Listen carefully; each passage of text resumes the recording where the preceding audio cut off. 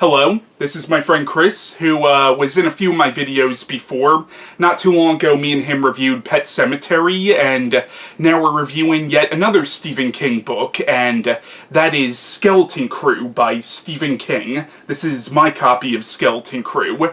Now, Skeleton Crew is a collection of short stories that was published in 1985, and this is Stephen King's third collection. His first two collections were Night Shift, which was published in 1978, and Different Seasons, which was a collection of 4 novellas, which was published in 1982. And I don't know if you would agree with this or not, but I kind of look at Skeleton Crew as almost being like an amalgamation of both of those, because Night Shift was like exclusively short stories, and Different Seasons was exclusively novellas, but here you have mostly short stories, but also 2 novellas and 2 poems. It opens on a novella, goes back to a few short stories, and then I think the second to last one is the other novella? Yeah, the Ballad of the Flexible Bullet is the other novella. Yeah, I think that's what really appeals to me about this collection, is like it's such a kind of fluctuation of all these different structures, like novella, poem, epistolary, and then genre too. I love how many different genres he plays around with it. Yeah, and in this you could definitely see the influence of people like H.P. Lovecraft and Richard Matheson on Stephen King's writing. I would say especially Lovecraft, but also I definitely saw a Richard Matheson influence on a lot of the short stories here, because I don't know if you've ever read any short stories by Richard Matheson, but they always have almost ambiguous endings and stuff like that, and you definitely see that in here, and a lot of these even have almost Twilight Zone kind of endings. For sure, yeah, especially, we'll get to it, but the Jaunt. Yeah.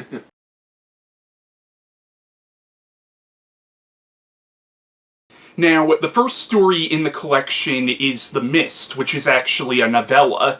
Now, this was first published in 1980 as part of an anthology called Dark Forces, and then it was republished in 1985 as part of this collection, and then it was published in 2007 as a standalone novel to tie in with the 2007 film adaptation. Now, I actually do have the standalone edition of The Mist right here, and I actually did do a standalone review of The Mist years ago. That review is still up, but of course we're going to be talking about it again in our discussion here, but what do you think of The Mist? I think it's great. I think it's such a great, simple concept, the idea of this, essentially what's basically a cloud full of monsters. It's really off-putting when you think about where you would be in that situation and what might happen and what you might have to do. It really plays to kind of primal fears, even though it's an out there idea. It's something you could see happening, and you could kind of imagine the fucked up things that would emanate from it. I love that really it focuses on what these ordinary people are forced to do, or what they kind of are forced to become in this situation, rather than, the monsters are obviously a huge part of it, and a crazy part of it, but yeah, it's ultimately about just these small town people in this insane situation. Yeah, it's very much a story about how, because there are monsters in the story, but really the whole idea is that the real monsters are eternal, or internal, they come from within. Yeah, for sure. And I like how this one is very much sort of an amalgamation of different genres, because it is a horror story, but it's also a science fiction story. It's a drama, and it very much has the feel of a 50s giant bug movie or something. Exactly. It almost feels like this is Stephen King's take on the giant bug genre, or the giant monster genre. To a certain extent, it almost feels like what it would be like if Stephen King somehow got the rights to Godzilla from Toho and he wrote a Godzilla story. It would probably be something like this story in a lot of ways. Definitely. Yeah. I'd read that.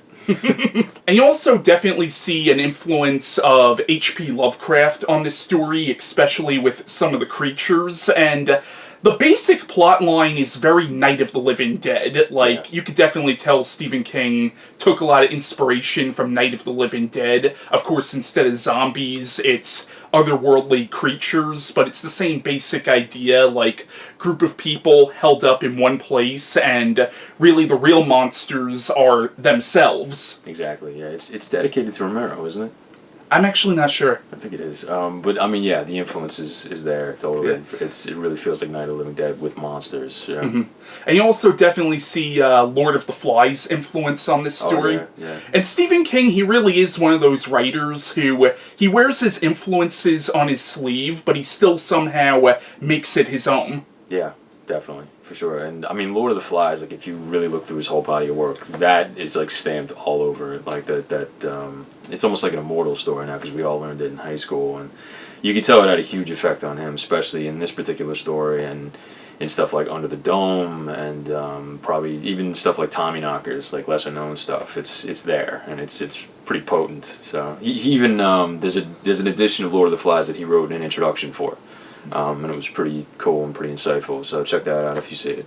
Now, the plot of The Mist is it's set in this small town in Maine, as are a lot of Stephen King's stories, and it's about this father and son who go to the supermarket shortly after this major storm hit their town. Now, before they go to this supermarket, the main character lives on a lake, and he sees this weird-ass fog bank forming across the lake. When they get into town, they go to town with their neighbor, and when they get there, this mist starts rolling into town, and eventually it's revealed that this is not a normal mist at all. It turns out the mist is actually inhabited by creatures, and basically this entire town, and for all the main characters know, maybe even the entire world is getting engulfed in this mist, and as the story goes on, the people in the supermarket get more and more scared, and there's this woman in the supermarket named Mrs. Carmody. Am I saying her last name right? Carmody.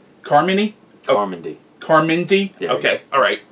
Mrs. Carmody is this religious fanatic, and she starts claiming that the mist is God's punishment on mankind for their sins, and at first people are like, shut the fuck up, you're scaring people, but as the story goes on, people get more and more scared, and they start listening to her until a point where she basically creates her own little congregation, and in a lot of ways the story is almost a commentary on rationality versus irrationality, and kind of like Lord of the Flies, the people in the supermarket split up into two groups, and it almost becomes like a microcosm society in a lot of ways, and basically Mrs.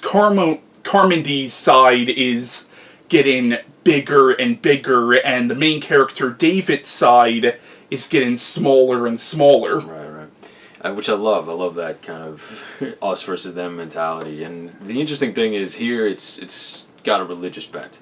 Mm-hmm. But oh yeah, this is a very honestly, reading this story again, I got this real sense of almost religious terror reading it.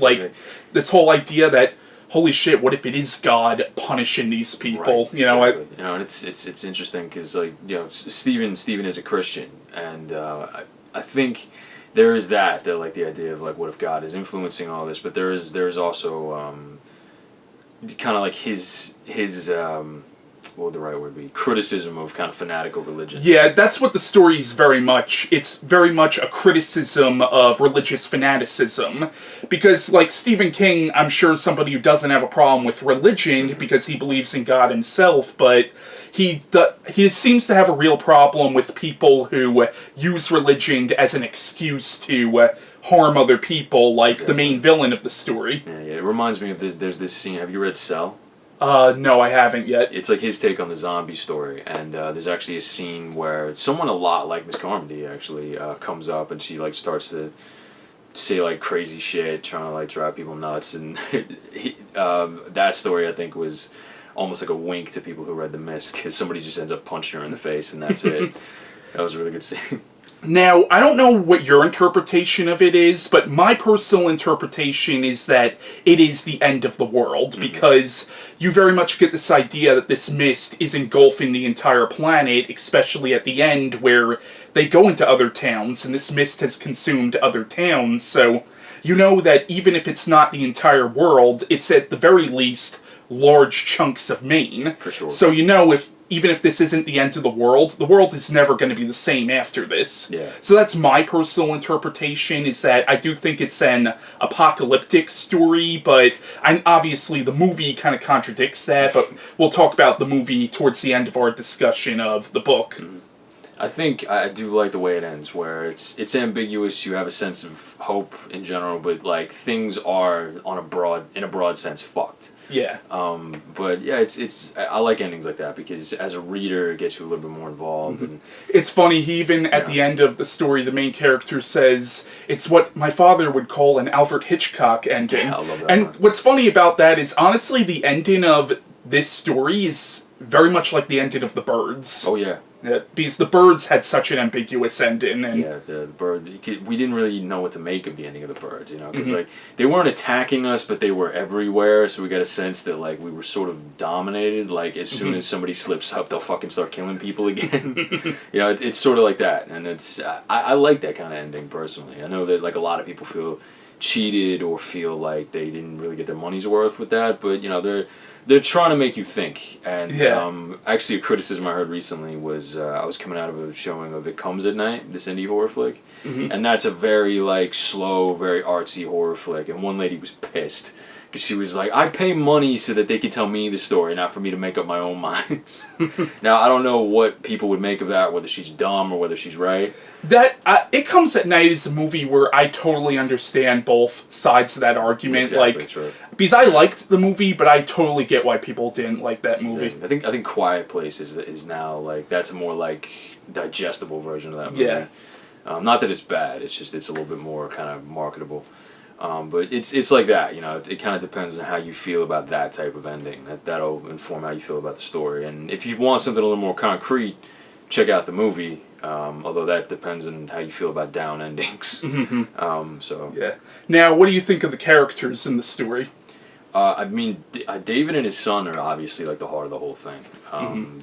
You really get a great sense of like this father-son relationship between him and David. David is, as much as he has the same follies as every like grown man would have, he is a good father. The best scene is when he runs back into the spider-infested pharmacy to get Spider-Man for him. Like that's like such a like wow, he's got balls. Like, that's a great moment. Yeah. I love Mrs. Carmody. Obviously makes for a great villain. She's definitely one of the top Stephen King villains. She's fanatical and tyrannical. It's like it's not a good combination at all. And I think Amanda is well written, despite the fact that I think I think the movie did Amanda a lot better, actually. I agree with but we'll that, talk about that more when we talk about the movie. Yeah, I feel like some of the stuff that happened in the novella was like a little bit unrealistic. It was kind of like when they have sex with each other. That seemed a little forced, honestly. I do like, if you go through Stephen's work, a theme you keep seeing is the connection between sex and fear. You see it in Dark Tower. You see it in this. I think it is a cool theme, one that is definitely intriguing and worth exploring. But it's kind of arbitrary. I guess it sort of like makes sense for the situation, but it also it feels kind of random. Yeah. One character I loved. Honestly, my favorite character in the book is Ollie. Oh, really? I love Ollie. I think he's such an awesome character. And like one character who is a real douchebag, but he does sort of, I don't want to say redeem himself, but the Mr. Brown, the manager of the supermarket, who's such a tool bag in the beginning, but towards the end it's like you kind of, I don't want to say like him, but you realize he's just a guy. He's not an evil person, and I like that guy. And I especially liked how he kind of chooses to stay there despite how crazy things are getting, because, this is what he knows, that he can't just leave that, Exactly, yeah. Which it makes you wonder, like, what happened to the people who stayed at the supermarket, too. Yeah. So there's, like, two different open interpretations, almost. Yeah. I also really liked, I forgot her name, but the woman who was a school teacher.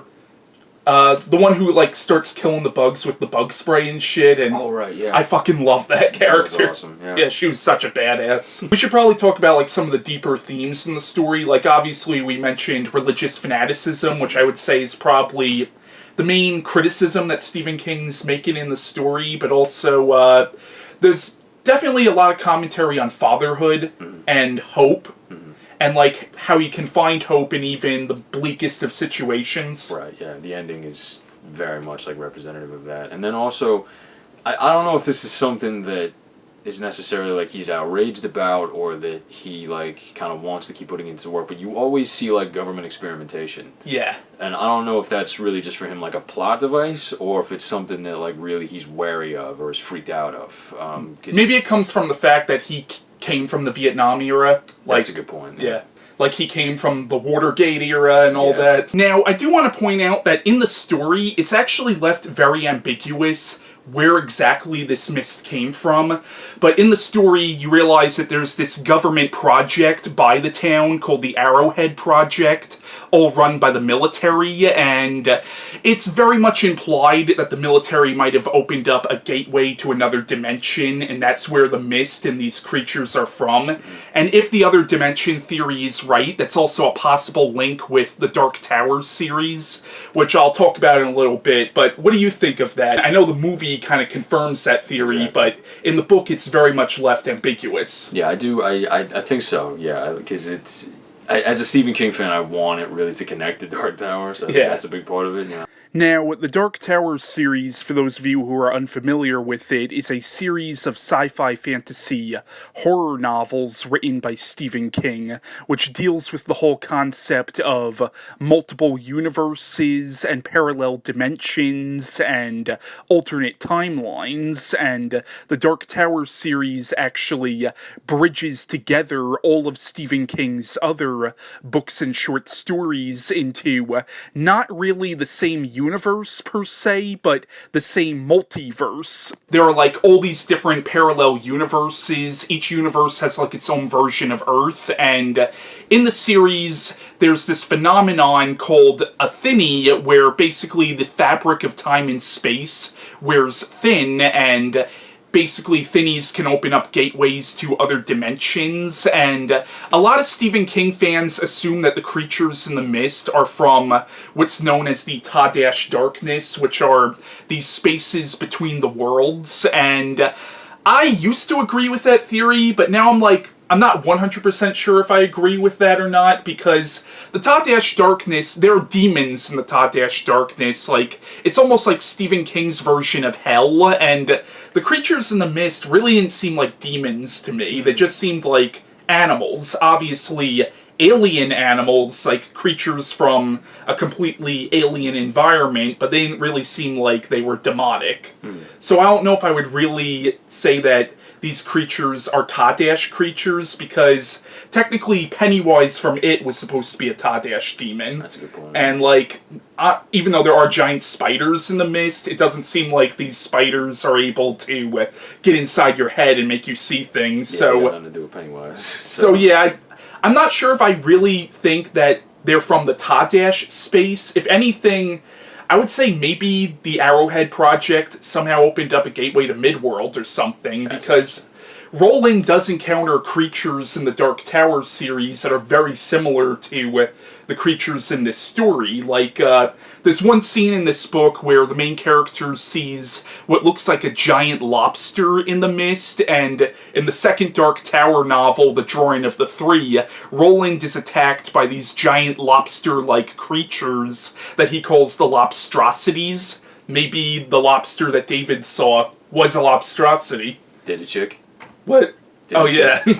Yeah. And even in the third Dark Tower novel, The Wastelands, when they're actually going through the Wastelands, a lot of the creatures in there reminded me of creatures from this story. Another possible Dark Tower connection, now this is pure fan speculation, and I'm not even sure if I agree with this theory. This is just a theory I came across, but because the Dark Tower series deals with the whole idea of multiple universes, in the first Dark Tower novel, The Gunslinger, Roland comes to this small town and encounters a religious cult who think he's the devil, and some Stephen King fans have speculated that the leader of this religious cult is like an alternate universe version of Mrs. Carmody from this story. I don't know if you would agree with that theory or not. That's definitely a cool theory. Now that I think about it, it makes a lot of sense. I didn't even, that hadn't even occurred to me. Yeah. That's cool. But I'm not sure if I agree with that, but it is a cool theory, though. For sure. Another theory I came across is that even Margaret White from Carrie is like an alternate universe version of Mrs. Carmody, but I don't know if that I'm not sure, because not every religious fanatic from the Stephen King multiverse can be the same character. And most times, I mean, they do have the same names. Like, I know Alice from Cell is supposed to be a twinner of Alice from Gunslinger. Okay. So yeah, usually there's like an indication, at least, that they are the same person from different worlds. So, like, the Crimson King actually has a twinner in Cell too. Okay. You find out about later in the book. I won't spoil that if people want to watch it, read it. But usually there's like a heads up that they are the same person. All right. Now, we alluded to this before, but in 2007, there was a film adaptation of this book directed by one of my favorite filmmakers, Frank Darabont. What do you think of the movie? I love the movie. It's so well done. It's almost kind of like a 70s thriller, but done in like this huge, crazy way. I know it's random, but I really recommend you check out the black and white cut, because kind of like it's almost sort of like his like purest vision of it, and it also really kind of focuses the whole thing visually. It kind of gives you a good sense of like the dread and the melancholy of the whole situation. And the best part is like he only colors certain things, like when the guy walks out on the line into the mist and they bring it back, it's covered in blood. Only the blood is in color. Oh wow!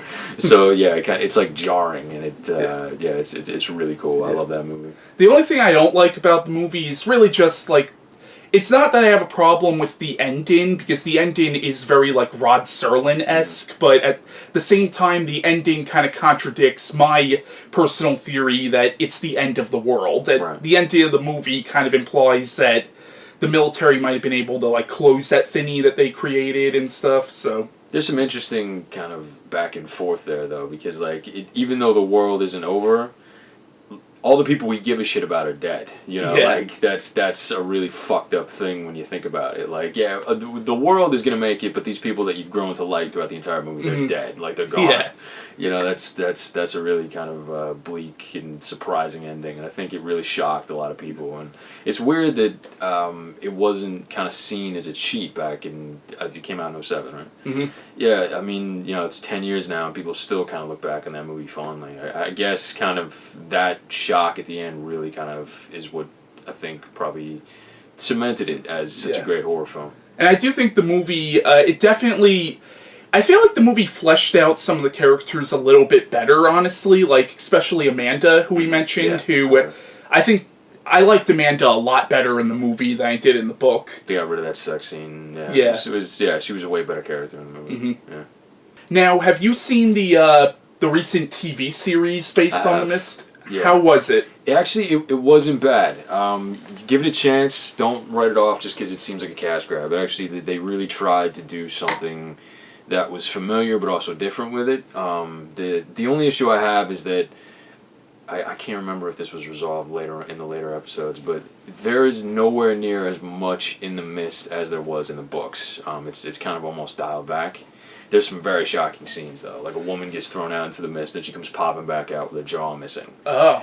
There's some crazy Isn't there, like, a demon in it or something? Yeah, it's like that. That's another thing. Like, they did different interpretations of, like, what comes out of the mist, like, what emanates from it. And also they imply that, like, it can fuck with the human psyche, almost in, like, a Lovecraftian way. Like, you can't be in it for too long, or else, like, it's going to drive you nuts or something like that. A huge plus was that they had Frances Conroy from American Horror Story. She was, like, great to watch. And also, they started playing around, like most Stephen King adaptations do. They started messing around with the mythology that they know is in the books. Like, they imply at one point that one of them is a Shiner. Oh, okay. And that was pretty cool. And that I remember, it was like, she almost, like, gets the monsters to stop at one point. Oh, wow. That was really awesome. And you could see the gears in their head turning, but I guess, like, the viewership just wasn't what they wanted. And they ended it after, I think, 10 episodes. But you give it a chance if you, like, you know, if you got time to kill, check it out. It was an alright show. Now, this book also had an influence on some video games, like apparently Silent Hill was actually inspired by this book in some ways. You can see that for sure. Yeah, it's Silent Hill is a lot more I would say surreal than this. Okay. Because like there's so much weird shit in those games. It's insane. But yeah, it's definitely like a foggy small town with all this weird shit going on in it. Yeah, Silent Hill is got mist written all over it. There's also a game called, I think it's called Half-Life, which was apparently inspired by this. It's not necessarily the situation that inspired it, it's the instigation, the implication of what's going on with the Arrowhead Project. Okay. In Half-Life, what happens is they accidentally punch a hole through to an alternate dimension with more like aliens rather than monsters. Okay. But it's not, there's no fog that comes out, it's aliens running around the base, and you play this dude named Gordon. Okay. Who works there, and he basically just has to fight his way out and try to save people, that kind of thing. That's a really great video game franchise, and you can see the influence there too. All right. Now, I'm friends with an author named Mark Allan Gunnells, and I actually reviewed one of his books recently, and he would probably be the first to admit that Stephen King was a huge influence on him, and he did a short review. Basically, what I had him do was record, like, short reviews on each story in this book, so in between our discussions on the stories from this book, we're gonna cut to his thoughts on each story from this book. So, here are his thoughts on The Mist. Hello everyone, my name is Mark Allan Gunnells. My friend Christian has asked me to make a video in which I talk about the Stephen King collection Skeleton Crew. And I was more than happy to participate because it's actually my favorite Stephen King short story collection, and I love all Stephen King short story collections. And he wanted me to talk about each story in the table of contents, so I'm just going to dive right into that. The first story in Skeleton Crew is the novella The Mist. I love this novella. I love the novella form. I think that's a great length for a lot of stories. You get enough meat on the bones, but it doesn't go too long. And The Mist is one of my all-time favorite novellas. I mean, the premise with the creatures coming out of the mist, and the characters being trapped in the grocery store. I think that's a great premise. It's not, technically it's not that original. I mean, being trapped in a place with creatures outside, I mean, it's very George Romero, although his creatures are not zombies, but something quite otherworldly. But the premise itself is kind of standard, but he gives us wonderful, complex characters with very authentic emotions. And there's the horror outside, but there's also the horror inside, with the dynamics going on between the actual people. That's one thing I always like about that Romero setup, where you get the people trapped in a place with the monsters outside. You don't just have the monsters, you have the interpersonal dynamics between the people, resentments coming up, prejudices, power struggles, and that stuff is all handled very well here. I think it's just gripping and exciting and never boring. It was also adapted into what I think is a kick-ass Frank Darabont movie, which didn't get nearly enough attention in my opinion. But The Mist is, I think, one of the best novellas ever written by anyone.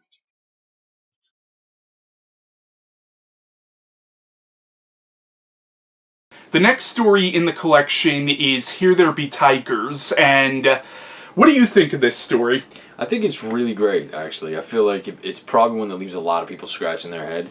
But really, when you delve into it, it's really about growing up and coming of age and kind of figuring out like who you are as a person and as an adult. And that's, the whole thing is just like pure symbolism.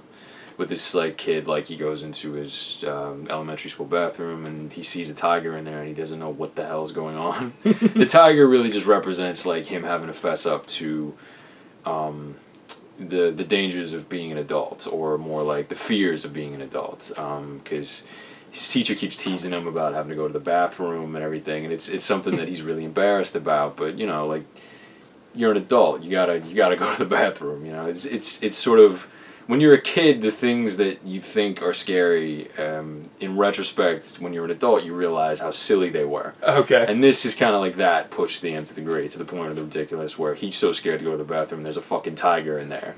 And by the way, like this, a joke I make is that this accidentally predicted The Hangover. Cause there's a tiger in the bathroom. Like, you can't deny the connection, you know?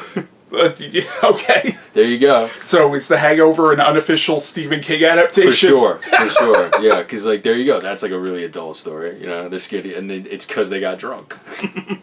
Yeah, I think I always thought the story was just okay, but you explain that, honestly, has given me somewhat of a different perspective on the story now. Yeah. I might reevaluate the story, actually. Yeah, I think it's a great little kind of, like, ode to childhood and you know, childhood insecurities. I almost saw the book, even though it's not, like, one of my favorite stories in the collection, I almost saw it as, like, a weird little prelude to some of the themes that King would touch on in It in a lot of ways. Okay. Obviously, It's a lot darker and, you know, but almost like a prelude to that in some ways. Yeah, I would totally agree. Yeah, I like Here There Be Tigers a lot. Yeah. All right. And like I said, like, yeah, I feel like a lot of people don't really know what to make of it. Like, what the fuck does this story mean? But yeah, it's, you know, really dig into it and see if you like it. Here is Mark Allan Gunnells' review of Here There Be Tigers.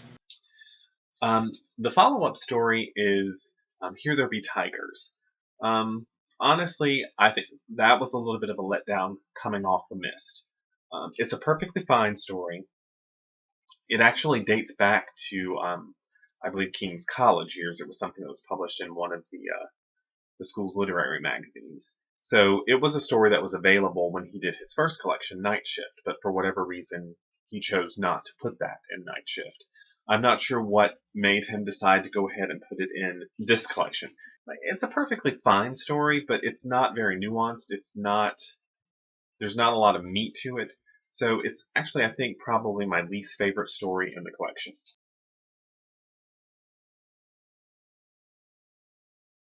The next story in the collection is The Monkey, which is probably one of the most famous stories from the collection, and a lot of, like, the first editions of this book, like, had that monkey on the cover. But, what do you think of The Monkey? I like it. It's not my favorite one in there. I do think that it's kind of, it is kind of like a pure distillation of what King does. Like, he takes this one concept and just runs with it and sees what he can write down. Whereas this one is like, you know, a cursed symbol monkey. Mm-hmm. Which is a freaky idea when you think about it, as much as, like, your first instinct is to laugh about it. I like the story. I like the idea of, like, you know, every time it clangs, somebody drops down dead. Yeah. Basically, the plot is, it's about this father who... It's about this guy who returns to the home of his aunt after his aunt died, and he finds this toy monkey in the attic. This freaks him the fuck out because this is something from his childhood, but it was not a positive thing from his childhood. Essentially, the monkey is cursed, or possessed by an evil spirit. You don't really know for sure, but every time it claps its cymbals, some bad shit happens to people around him, and he thought he got rid of this, but somehow it came back. Now, the interesting thing about how it comes back is the implication is that it is doing this all physically somehow. Mm-hmm. Because when he first left it behind, where was it? It was like at the bottom of a well or something? Yeah. But it took, what, like 20, 30 years to come back to him. Yeah. Like that implies, like, it took 20 to 30 years to get out of the well. I think there's even a point where he says that himself. He's like, yeah, it took, like, so long for it to come back. It's such a freaky thing to consider, like, that this monkey is somehow managing to move. Yeah, it's a story I would definitely recommend if you're a fan of, like, the possessed doll genre, like stuff like the Richard Matheson story Prey, if you ever read that, or Child's Play. Like, it's very much in the vein of stuff like that. Yeah, right up your alley if you love Child's Play. Yeah. And then obviously the ending is funny. Mm-hmm. It's funny concept. but kind of grim at the same time. Exactly. Yeah. It works both pretty well. Personally, this is actually one of my favorite stories from the entire collection. Really? Mainly because of a lot of the themes that Stephen King touches on in the story. It very much touches on the theme of fatherhood. Yeah. Like, I think that's the main theme of the story, and I actually think this was probably a personal story for Stephen King, because if you look at the backstory of the main character, the main character is basically Stephen King. Mm-hmm. He didn't know his father. His mother pretty much raised him and his brother. Yeah, that's Stephen King's childhood right there. Yeah. I also thought it was really interesting how the main character, when he was a kid, had a dog named Daisy, and that's the name of my family's dog.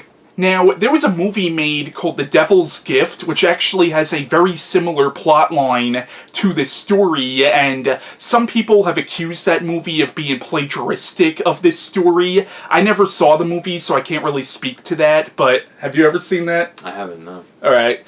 I know the movie was, like, later re-edited and made into one of the segments of an anthology film called Merlin's Shop of Mystical Wonders was the name of the anthology film that this movie, The Devil's Gift, was later adapted into. But once again, I've never seen that movie or The Devil's Gift, so I can't really speak to how much inspiration that movie might have taken from this story. Also, have you ever seen George Romero's Monkey Shines? I've heard of it. I haven't seen it. I do know that there is a poster with a civil monkey. So. Which is odd because if you watch the movie, there is a monkey in the movie, but it's an actual monkey. Right? Yeah, but yeah, basically one of the posters for George Romero's Monkey Shines is basically the cover of the first edition of Skeleton Crew. I think he probably did it on purpose. Probably, because I know George Romero and Stephen King were friends back in the 80s. Yeah, that was a period where there was like a lot of like symbiosis between the two of them, between like the two creep shows and Tales from the Dark Side. Like, yeah, there was a lot of there was like sort of a work relationship between the two of them, but obviously also a personal relationship. So I wouldn't be surprised if Monkey Shines was meant to be like a shout out to him, at least the poster. Yeah. Now, there was also an episode of The X-Files that Stephen King wrote that had a somewhat similar premise to the monkey. Like, it was about a killer doll that, like, basically causes bad shit to happen to people around it. The doll wasn't a monkey, but it was just like a creepy-ass doll. I haven't seen that episode since I was a little kid, but it almost seems like that episode was like Stephen King trying to adapt the monkey, but as an X-Files episode in some way. For sure. Have you ever seen that episode? I love that episode. That was one of the episodes that really left like an impression on me when I was a kid. You know, that opening scene. Mm-hmm. Like, I remember me and my dad watching it on like a Sunday night. We were like, whoa. And then we saw Stephen King was the writer, and we were like, oh, okay, that makes sense. Yeah, that's a really good episode. And wasn't there also an episode of Supernatural that had a somewhat similar premise to this? I think so. Yeah, I can't remember exactly what it was, but yeah, there was one. Supernatural's been on so long at this point; they've done like every plot line. But yeah, that was there too. Here is Mark's review of The Monkey. Next is The Monkey. Actually, I like this story a lot because honestly, even before the story, I always thought these toys were creepy. So I thought King was very smart to use that in a story. And I thought it some people compare it to the monkey's paw. I don't know if it's just because there's a monkey in it. It's a different storyline, but it has that sort of sense of dread, that sort of sense of what's coming next. How can we stop what's been put in motion? And I do think it's a strong, solid story.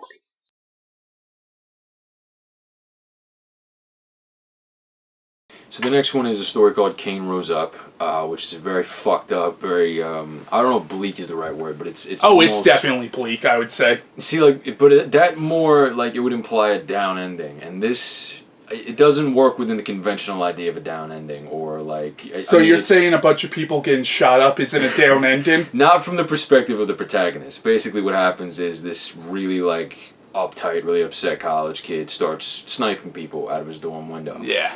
Obviously it starts in a very fucked up place, and it doesn't really relent because it's very short, and it doesn't really end with any sort of resolution. It just sort of stops. Yeah. The thing about that is, I remember reading Just After Sunset, and there's two stories in there that he talks about. He defines them as being not fiction but dictation, and I'd say that this falls within that, because it's not properly a story. It's more just a window into a very fucked up situation, and how you respond to that, and how any natural person would respond to that. It's very similar to a book he wrote as Bachman, Rage, which is a book he's taken out of print now because he kind of feels guilty about that book because there have been some real-life school shootings where they've had copies of the book. 4 separate times. Yeah, But so. I personally, this is just my opinion, I don't think Stephen King should blame himself for that. I agree with you. Yeah. Yeah, I totally agree. Because the people who committed those school shootings would have done it with or without that book. Yeah. I mean, you can understand his perspective though. Yeah. He's like, look, I wrote this thing, and now people are shooting people for real, you know. But he shouldn't blame himself because crazy people are gonna go crazy regardless of. What makes them you crazy. definitely get a sense that this story is definitely not a story he would write now. I think for sure. Especially because now he's become very liberal and very anti-gun. So. Yeah, even though it's not really a positive gun story, still it's like, I don't see this as something he would write now. Yeah, because he even said in retrospect, you know, if I had written this today, they would have pegged me as mentally ill for sure. And I think that rings so true. But honestly, I think a big part of reading and loving literature is kind of challenging yourself and putting yourself in uncomfortable places that you wouldn't want to talk about in daily life, places that a lot of people try to avoid. And this story is definitely one of those ideas, this idea of this guy just mowing down people because he feels like it. So obviously it's not something I would like readily recommend, you know, as like a pleasure read, but it's challenging. Yeah, it's definitely, it makes you really think about these kinds of situations, and especially this day where, you know, like there's shootings breaking out all the time. Yeah, it is something that I think people should kind of revisit and really try to make sure they know what their opinions on this. In a lot of ways, it's almost, this story was very prophetic in a lot of ways. It's frightening. Yeah, rage too. It's crazy. Yeah, I in retrospect, I really wish he'd written more Bachman stuff. Because Bachman really was him very upfront, very truthful. Not so much about horror, more about kind of what's fucked up, you know, and what's fucked up about us, what's fucked up about the world, you know, very kind of in-your-face kind of stories. And I hope we get another Bachman book eventually, because we get Cain. There's something about Cain Rose Up and Rage that's very pure, very potent. Even though they're very dark stories. It's not one of, because a lot of King's stories have a sense of optimism. This doesn't at all. No. One of his more nihilistic ones. It very much like Pet Sematary was one of King's more nihilistic stories. That is what I like about him, though. He is. I would call him an optimist, but he's not afraid to write it down. And he's not afraid to. Because I think he's a realist. Writer. He understands sometimes things work out, sometimes things don't work out. And if you're writing in a genre like horror, you got to be open to bad shit happening. Like, you know, it's kind of par for the course with these kinds of stories. Mm-hmm. Cain Rose Up is a perfect example of that. Even though I wouldn't call it a horror story, but. Oh, I would definitely call it a horror story. I guess it depends on your perspective. Yeah, no, it's horror, but on a much different level than the other stories. Here are Mark's thoughts on Cain Rose Up. The next story is Cain Rose Up. Now, this is an interesting story. This is another one that I believe dates back to his college years and appeared in his college literary magazine. The story has to do with a man who ends up doing a mass shooting at the college he goes to, which in this day and age that would never be published in a college literary magazine. And in some ways, this story has a feel of an earlier novel he did that he released as one of the Bachman books called Rage, which had to do with a high school school shooter, which he has taken that one out of print because he feels it's irresponsible to have it out there when, you know, this is all going on. I don't think he said anything about taking this story out of future editions of Skeleton Crew. But it's interesting that he wrote Rage and then Cain Rose Up. Not that school shootings never happened back then, but not to the degree they seem to happen now. So it was really ahead of its time. It's almost like he could foresee, like, this is where we're going. But I think it's a very interesting story, and I'm most interested in, you know, how relevant it still continues to be today.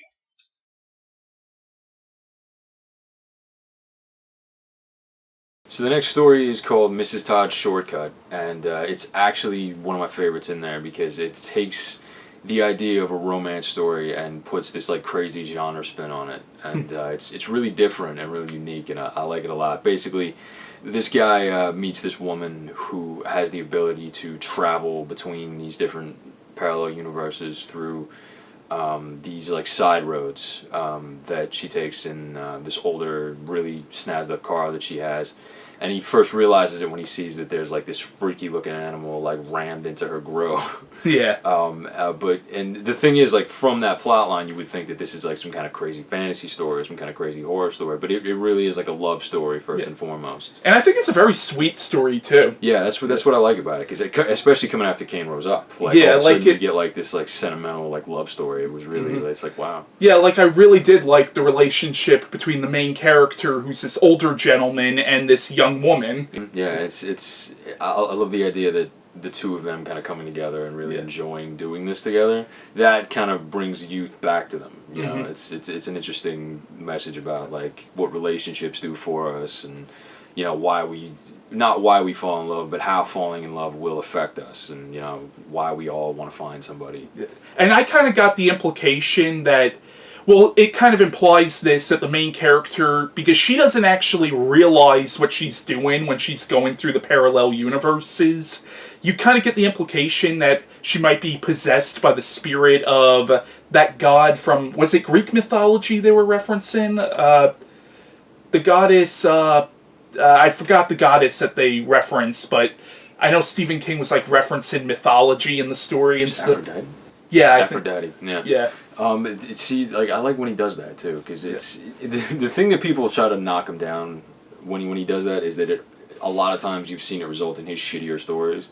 Like Rose Matter was all about Greek mythology, and that's like eternally considered his worst book. Okay. But here it works, because I mean, it's one time he says, I write a lot of horror shit, but I have the heart of a marshmallow. I love romance, I love love stories.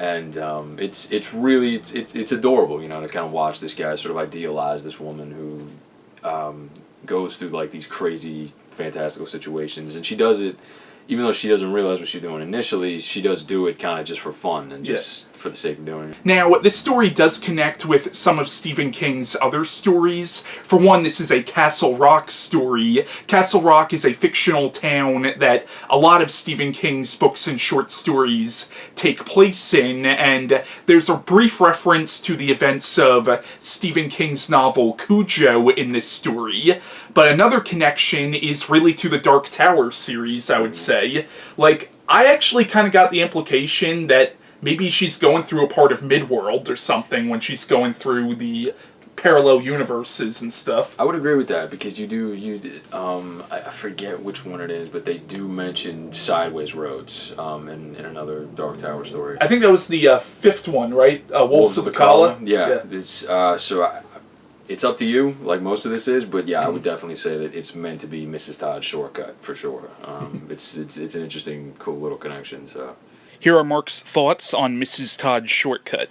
The next story is called Mrs. Todd's Shortcut, and I think this story is a lot of fun. It's a little kooky about this woman who is obsessed with finding shortcuts, eliminating the amount of time it takes her to get from one place to the other. And it becomes almost an obsession with her, to the point that maybe she finds a shortcut right out of this world. It's a silly premise, but I think he handles it well. I think King has an ability to take something that would sound silly in the abstract and make it feel very believable when you're reading it, and especially through his character work. And I just think it's a fun story with an unusual premise.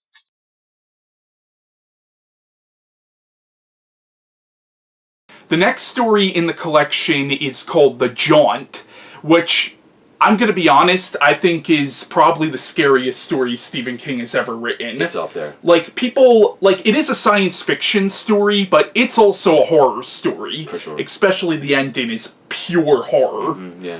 Now, the plot of the Jaunt is it's set 300 years in the future, and because to solve issues of overpopulation, mankind has now set up colonies on other planets, and but instead of getting to these other planets via spaceships, they get there by this form of teleportation called Jaunting, where you essentially go through a dimensional gateway, and it brings you to the place you want to go. The thing is, you have to be asleep when you go through a jaunt. You absolutely have to be asleep. And the story revolves around this family who are basically moving to a colony on Mars, and the main character is this father telling his family the history of the jaunt, and that's all I want to say about the story. I do not want to give away what happens, but let's just say it does not end well for this family at all. That's all I want to say. But yeah, what are more of your thoughts on the Jaunt? I do love that it is a horror sci-fi story, but it is horror first and foremost. The sci-fi is there to service the horror. Mm-hmm. Something that I really like that you see in a lot of sci-fi stories is we always look to the future brightly, and we look to space travel, and we look to technological innovations as something that we should really sort of like take investment in, and something we should really look forward to. The best sci-fi horror stories are the ones that ask, what if this gets fucked up? Yeah. Like Alien, when you go watch that, you know, that was coming after the space race, you know, mm-hmm. and it asked basically, okay, what do we do if we end up on a planet where literally the perfect killing machine in existence exists, you know? Like, what if we get there and there's shit that's there just to kill us? It's basically the dark side of Star Trek, essentially. Exactly. Because Star Trek was a very optimistic look on the future, and on space travel, stuff like Alien and stuff like this story is a much more nihilistic take on that. For sure, yeah. This is like, what if those technological innovations end up just like completely shooting ourselves in the foot? And result in like these awful, fucked up situations. It's almost, maybe this is kind of a reach, but it's almost like a precursor to Black Mirror.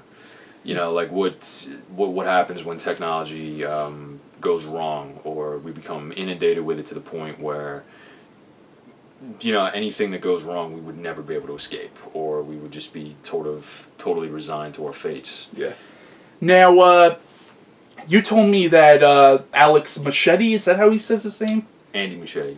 I think it's like Andreas Machete, but everybody just calls him Andy. Okay, he recently did the film adaptation of It, and he wants to do a film adaptation of The Jaunt, and I'm not really sure how you would really expand this into a full-length movie. But my idea for a Jaunt movie is it should sort of focus on the society that this story takes place in, and maybe there are certain groups of people who are trying to outlaw the Jaunt because they realize that the technology is too dangerous. That would be an interesting thing to focus on if they do a movie based on this story. Definitely. They would have to, I don't know about necessarily expanding the cast, but I think what you would have to do is put it in structure it with two different stories. One that focuses on these politics that's going on, like the trials about, like, you know, people who've tried to kill people with the Jaunt and stuff like that, and then kind of seg it with what's going on with the family, and then have them sort of intertwine at the end when you realize what the problem is. But I'm not sure I could see a mainstream Hollywood movie going with how dark the ending of this story was, though. I don't know about ending it on that. I think maybe you could do maybe 45 minutes after that ending. Okay. You could try to work out with how they try to assess the situation, and eventually whether or not the Jaunt is going to stay or go in society, or whether or not it's going to become basically a death penalty type thing. There are some interesting places you could go. It's all just a matter of imagination, and this requires some particularly fucked up imagination. Personally, I know Jordan Peele wants to reboot the Twilight Zone. Oh god, this would make a great Twilight Zone episode. Oh god, that'd be or even you mentioned Black Mirror. I'll admit I haven't really watched Black Mirror, but I could see this as maybe an episode of Black Mirror, because that is an anthology show, right? Yeah, exactly. Yeah, this would make a great episode. Yeah. Here is Mark's review on The Jaunt. Oh, the next story is The Jaunt. a rare sci-fi story from King, and I love this story. I think it is kick-ass. I think it's a shame that it isn't mentioned more when people talk about his short fiction. Actually, in the notes to Skeleton Crew, he mentions that he had submitted it to a science fiction magazine that rejected it because the science didn't really hold up. And maybe that's true, but I'm not a real big science person, so I don't seem to notice that. I'm more interested in the emotional impact of a story, and this has a great emotional impact. I mean, it's sci-fi, but I think it's more horrific than any of his horror work. I don't want to give away the ending, but it is a killer ending that really it's one of those endings that never really left me after I read it, because it really got a gut reaction of horror and chills out of me. So the next one is called The Wedding Gig. It's a real change up from what you'd know Stephen from. As much as you wouldn't expect a sci-fi story from him, this is him doing a gangster story. Basically, it's about the band that gets hired for what's really a mafia wedding. This sort of mafia don's sister is getting married to this guy who is clearly being forced into the wedding. And basically all hell breaks loose, as they always do in these gangster stories. Yeah. And a very unexpected character turns out to be not necessarily the antagonist, but she really kind of sort of steps her game up at the end. And it's an interesting bit of character development that I really did not see coming. Yeah. And I think one of the best things I could say for a story is that there really was a point where it really surprised me, or I did not know what was going to happen next.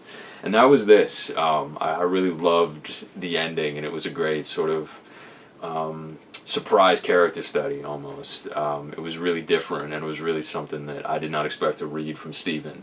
Yeah. I like it a lot. I think Stephen King's a lot more versatile than people give him credit for. I agree. Yeah. I love the story personally. I think it's a very, honestly, like, kind of bittersweet story in a lot of ways. Like, because the person you're talking about, you feel bad for her to a certain extent, and even though she goes down sort of the wrong path, it's like you almost get it. You feel like she deserves it, honestly, and you're amazed that even though she may have turned to she may have turned to like a way of life that a lot of us would have hoped she wouldn't have, because we all have like our perceptions of what a good person is or what good people do. You almost feel like this is really her stepping up to the plate and really like figuring out what she should do, because everybody, kind of like has an idealized version of themselves, and she got put into a place where she was really pissed and had finally the avenue to do something, so it leaves you conflicted, I'd say, but definitely like sort of almost marveled, kind of like, wow, like that was a cool story. Here's Mark's review of The Wedding Gig. The next is a story called The Wedding Gig.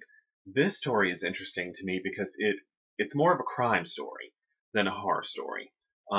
I like the flavor of it because it does have that sort of gangster crime feel to it, which isn't what King is known for, but I think true fans of King know that he has a range that not a lot of people give him credit for. And this story has a different feel, a different texture to it. The ending of it, there's almost a bitter, I don't know if I'd say bittersweet, but there's an emotional quality to the ending. That again, I don't think he gets credit for how well he handles emotions and can elicit them from the reader. But it's a good story.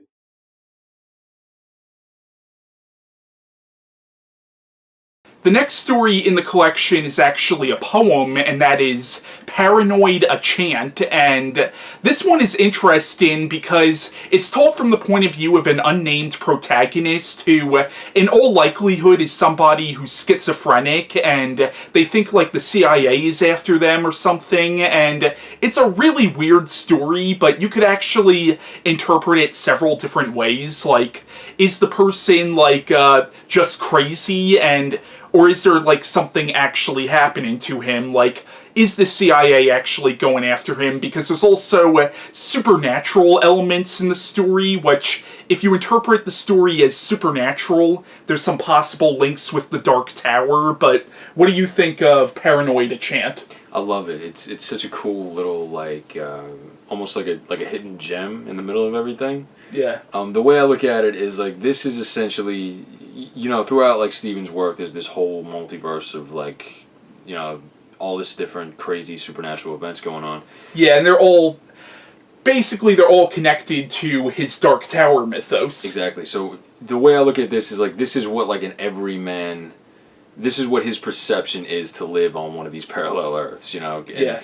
So don't think of him as necessarily schizophrenic or paranoid. He might actually just be a regular dude who's starting to see all of these cracks in the universe. He's starting to realize where the monsters are and everything. That all depends on your interpretation of the story. You can interpret it as, is he schizophrenic or is he actually like seeing supernatural things? Right. Because you could interpret like these CIA agents going after him as the low men. Mm-hmm. And there's also a reference to, there's a certain point where he sees a dark man with no face come out of his toilet. Mm-hmm. Now, if he's just crazy, okay, you could interpret this as a hallucination, or if he's really seeing this shit, maybe that's Randall Flagg, who is the primary antagonist of Stephen King's books like The Stand and The Eyes of the Dragon, and he's a major antagonist from the Dark Tower series. The only issue with that theory is the Low Men and Randall Flagg in the Dark Tower, you realize that the Crimson King sends them after people that the Crimson King specifically wants. So it's like, if this is just some ordinary everyday guy, like, why is the Crimson King sending the Low Men after him specifically, unless he's actually important to the Crimson King's overall goal? That's true, and I suppose one good point, if you want to just interpret it as it's just a crazy guy, is at one point he thinks somebody's poisoned his food. Yeah. That's got no real connection to anything. Mm-hmm. So if you want to look at it that way, that's like one indication that that's the right way to go. And I should point out that when Stephen King wrote this poem, he was already very early on in the Dark Tower series, so a lot of the connections you could draw between this and Dark Tower are more like serendipitous, I would say, like more stuff he did in retrospect, but then again, it's like basically everything he wrote, like all of his own stories in like retrospect do tie into the mythos in some way, shape, or form. Definitely. Yeah. But I think it's a really good poem and a really good story because it is a poem, but the poem is telling a story. But it's a story you can interpret on many different levels. I would say it challenges your perception of what a poem is. Yeah. Because I think the broad idea of it is like they're very like artsy and very like romantic or always about like longing or something. And this is really just like a story about a crazy dude. Yeah. Or a dude who just like so surrounded by like all these supernatural beings. He's like slowly being driven crazy by his awareness of them. So that I think is really what paranoid of the title means, is that he sees all this and it's freaking him out terribly. It's not necessarily a psychotic paranoia. It's really a realistic paranoia. Yeah, it depends on your interpretation. You could even interpret it as maybe both. Maybe he is crazy, but maybe there is supernatural things happening to him. Maybe Flagg is just fucking with a crazy guy. Which is something Flagg would do, too. Now, there was a short film made based on this story, which was one of the Dollar Baby shorts. For those of you who don't know, Stephen King has this thing called Dollar Babies, where if, like, you're a film student or something, you could essentially buy the rights to one of his short stories for pretty much $1, and you could make a short film based on one of his stories. And I have a DVD set with a bunch of the Dollar Baby shorts, and there's this really well done short film based on the story. It's awesome that you have that. Oh yeah, I'll show it to you. But the short film based on this story is actually it follows it pretty well. Only the main character is a woman in the short film. Yeah, it's very well done short. That's cool. Is Lawnmower Man in it? Yes. I gotta fucking watch that. Yeah, I'll see that. Yeah, but Paranoid a Chant, excellent poem. Highly recommended if you get this collection. For sure. Here are Mark's thoughts on Paranoid a Chant. Okay, next is one of the 2 poems in the collection called Paranoid a Chant. I actually really like that he included some poems in here because again, it's all about that range that he has. And I myself, I dabble in poetry sometimes, and in a future collection of mine, I'm going to have a couple of poems. And I like that Cain sees those as worthy enough to put in a collection. I like Paranoia Chant a lot because it really does, I don't know how to explain it, but it's a poem that feels like paranoia. It's like if he could take the sense, the emotion of paranoia and put it into words. It's creepy. It's unsettling. It's a really good poem that elicits a fear response because it is so disturbing in a way. So I liked it a lot too.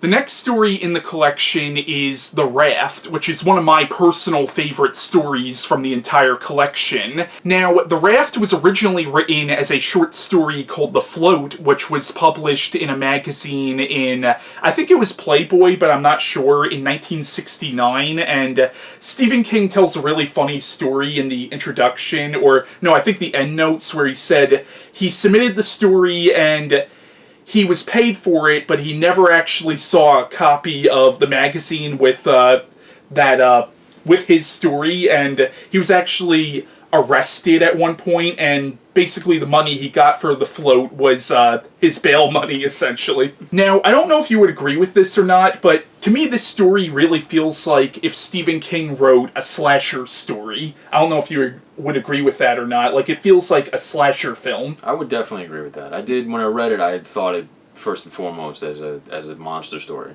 Yeah. A very different kind of monster story. But yeah, that's totally true now that you mention it. Yeah, it kind of has a lot of the tropes of the slasher genre in a lot of ways, only instead of a killer with a knife, it's a giant one-celled animal. But at the same time, though, it really does feel like a slasher story. It almost feels like a combination or an amalgamation of like the monster genre and the slasher genre mixed together. And I love just like the totally unique and different sort of formulation of what the monster is. It's literally just a giant amoeba. Yeah. It's not what you'd normally think of as a monster. It's similar to like the Blob in a lot of ways. Yeah, Yeah. it's basically a giant blob of living acid, essentially. It's so weird and so different. Yeah. But I think The Raft is a phenomenal story. But what are more of your opinions of The Raft? I think it's really great because you really get a sense of like the dread that you would have being trapped out on the raft, like in this situation where like you cannot move, you can't even step on a crack, otherwise like it's gonna take you. And I think it calls back to like the Lovecraftian kind of influence, like, if you face down one of these things, you really are screwed. Yeah. Because we're just humanity, and we're just like in a big fishbowl, and we have no real defense against the things that really are in charge of the universe. Yeah. Basically, the plot of The Raft is it's about a group of teenagers who go out to a raft in the middle of this lake for, just a day of fun, pretty much, and it turns out the lake is home to a monster, and they become trapped on the raft, and one by one start getting picked off by this monster. What do you think of the characters from The Raft? So some of them, it's funny you mentioned the slasher movie comparison, because occasionally you do feel like some of them are a little one-note. Yeah. Randy is obviously the one that you relate to most, but everybody else you kind of just feel it, sort of slim pickings, Yeah, because they're, like, you have Zeke in the story, who's basically the stereotypical jock in a lot of ways. And one thing I want to point out is, I don't know how you felt about this, but I felt like the female characters in this story were treated like crap. Yeah. Like, Laverne and Rachel were kind of just, especially Laverne, like, Randy treats her like garbage in this story. Randy and Zeke. It's obviously it's not meant to like condone anything, but it is, Zeke is a dick, so Yeah. it's just realistic, that's how he's gonna act. But yeah, they're kind of one note. You don't really properly get to know them. At the same time, normally that would bother me. It doesn't bother me here for some reason. Maybe it's because I look at it as more of a slasher story. But I mean, granted, there are a lot of slasher movies that have great characters in it. But the thing about slasher movies is a slasher movie can have great characters that are still sort of one note. Right. Because you can have a one note character who's still a good character. Mm-hmm. That's true. Yeah. And I mean, we're gonna keep going back to random sex scenes like the one from The Mist. This one feels random too. But I guess it sort of does make sense at the same time, like with The Mist. Mm-hmm. And I do, again, like it's a return to that theme of the connection between sex and fear. You know, because like they're trapped on this thing. They really don't know what to do, and they kind of just sort of resolve to like, okay, let's fuck. You know, it's random, but you get it. You know, it's an interesting theme and one that you see throughout all of his work. So that's continued here, and her death scene is fucked up. Oh, yeah. Yeah. Actually, all the death scenes are fucked up because it really does give you this idea of how horrible it would be to be killed by this thing, because once again, it's basically living acid. Mm-hmm. You get eaten by it, you're literally melted, and whatever you liquefy into is absorbed into this thing. It's like digesting you as it takes you. Yeah. It's such a terrible... And then Zeke's death scene is like, oh. Oh my god. Like, oh, man. He's literally pulled through the freaking... Now, in the story, Stephen King never actually states what this creature is. He leaves that completely up to the reader's imagination, and I have several theories of my own on what this creature could possibly be. One theory is that maybe this creature is something prehistoric, like maybe it's been in some underwater cave for millions of years, but maybe something happened that opened the cave up and released this thing.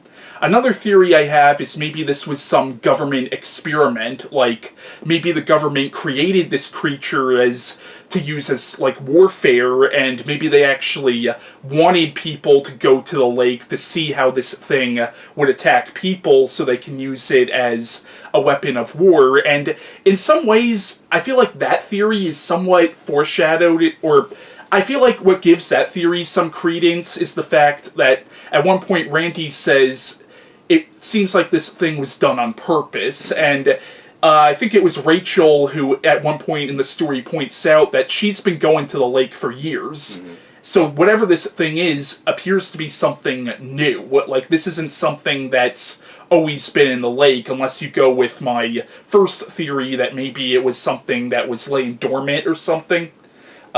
Another theory I have is maybe it's an alien, like maybe a meteor landed in the lake and this thing came out of the meteor.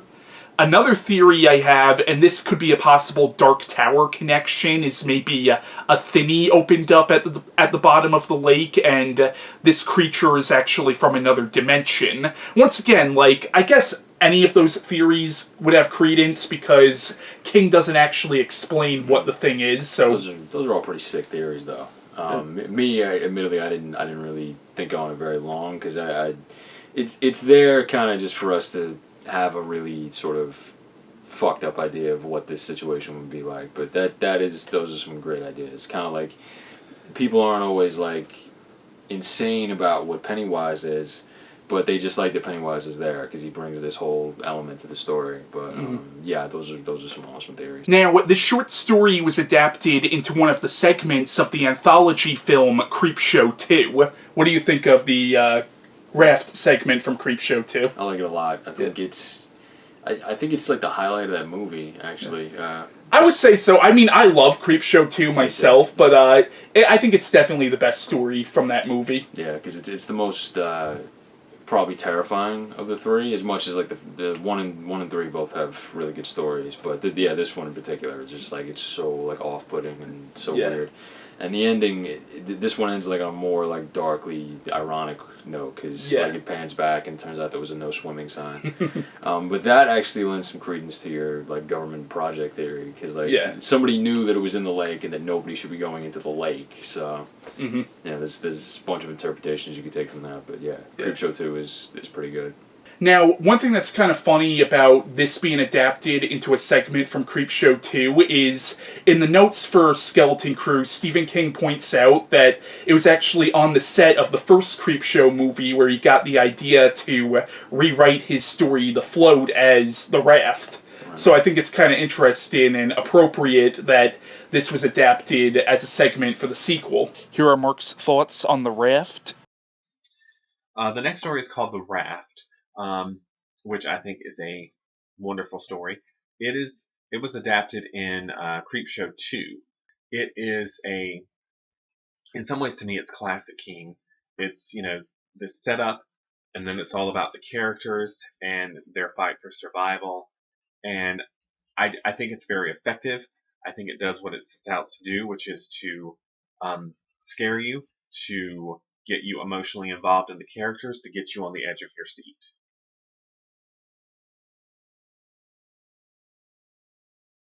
So the next story is called Word Processor of the Gods. It's about this writer whose nephew builds him this really interesting, really weird, like I think he uses like an IBM shell for it. Mm-hmm. Basically, it's a word processor. It's a word processor that brings things into existence. He learns to find, or can actually also wipe things out of existence. Basically, he's a guy who's like sort of on his last legs in terms of like how he feels about his life. He hates his wife, he hates his kid, but he always loved his nephew, and he always loved his nephew's mother in particular, which we get into later. So if you can guess, he starts wiping things out, putting things in, and it kind of leaves you sort of wondering how you feel about this situation, like whether or not what he's doing is a good thing or a bad thing. I kind of have mixed feelings on it, because on one level, like, okay, I see you have this thing that basically gives you the power to control reality. Okay, I see him wanting to change his life a little bit, but what he does to basically erase certain people he doesn't like from existence, that to me is kind of morally fucked up. I feel like he should not have done that. Maybe write something where make his son a little bit of a better person, make his wife. I mean, I see him maybe making it like his son is a different father, stuff like that. Just erasing those two characters from existence, to me, I didn't like it on a moral level. I got you. I mean, even you could swap it. Honestly, you could swap them to. Like make your son your nephew and your wife your aunt, and then I'm sorry, your wife your sister-in-law, and then, you just make them trade places instead of wiping them out of existence. That would work a little better. But what I will say is, I think one defense you can make is that the nephew built this for him, and the implication, I guess, would try to be that like the nephew sort of like was hoping that something like this would happen. That he would, because I mean they've always like loved each other. Yeah, and there's also the implication that his actual father is sort of an abusive relationship. Yeah, which is, obviously you'd be desperate to always be hanging out with your uncle in that situation. So there is like a sweet side to it, and there is like a weird sort of, I don't know if power mad is the right word, but maybe more just like power going to your head, sort of. Yeah. There's two. It works on two levels depending on how you look at it. That's definitely a lot of commentary on writing in general in the story. Like the whole idea of when you become a writer, you're almost like God in a way. But this takes it to a literal extreme. Yeah, like he becomes God of the actual world. But the interesting thing is like he only uses it to affect his personal life rather than he could like cure cancer with it, or he could like stop all wars, something like that. But no, he just uses it to change up his which in a way is kind of selfish. Yeah, true. But to be fair, he didn't really have enough time though. Yeah, because it had like a few minutes to go before it was gonna. So didn't he give himself like a bag full of Wells Fargo bullion? Yeah, like there was that, and then right after that he deletes his son. So yeah, it depends on your perspective of what's right and what's wrong, basically. Yeah. Now this story was adapted into an episode of Tales from the Dark Side. I've never seen the episode myself. Have you? I've seen it. It's pretty faithful. Okay. It's pretty much the story to the letter. It's good. That show is always great. Anyway. And it ends on actually a really sweet note. It doesn't really delve into whether or not what he's doing is right or wrong. It really just focuses on his love for his nephew and his mother. And it ends on like this very sweet note where like he goes up the stairs and he sees her at the top and everything is like okay now and he's gonna be living a happier life. Okay. So it's a lot more sentimental than what the story would have you feel. Where you're like, holy shit, he's actually deleting people now. So it was a good episode. Yeah, I like that episode. Here are Mark's thoughts on Word Processor of the Gods. The next story is called Word Processor of the Gods, which was adapted for, I don't know if it was the 80s Twilight Zone or Tales from the Dark Side, but it was adapted for one of those, I think, for television. This, to me, it also is one of those where the premise, if you just try to explain it to someone, just seems silly about a man whose favorite nephew builds him his own word processor, and he discovers that if he types something into the word processor that isn't true in the world, it will become true. And if he types something in that is true and then deletes it, then that sort of deletes it from the real world.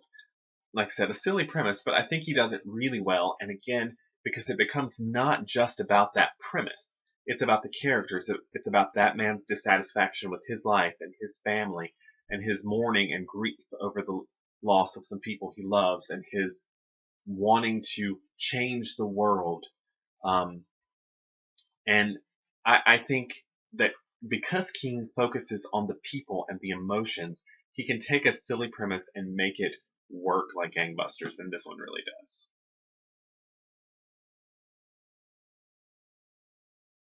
The next story in the collection is The Man Who Would Not Shake Hands, and this one is interesting because it's actually, as we pointed out before, a lot of Stephen King's stories do connect to each other, and this one is actually, I guess you could count as a semi-sequel to his novella, The Breathing Method, which was in his collection Different Seasons, because some of the same characters from The Breathing Method come into play in this story. But basically the story is about this club in New York City where these elderly men get together and tell stories, and these characters were in The Breathing Method, and they're in this story, but basically, one of the members of this club tells this story about something that happened to him when he was a young man, and he met this man who had a curse on him where he could not shake anybody's hands. Like, if he touched somebody, that person would die.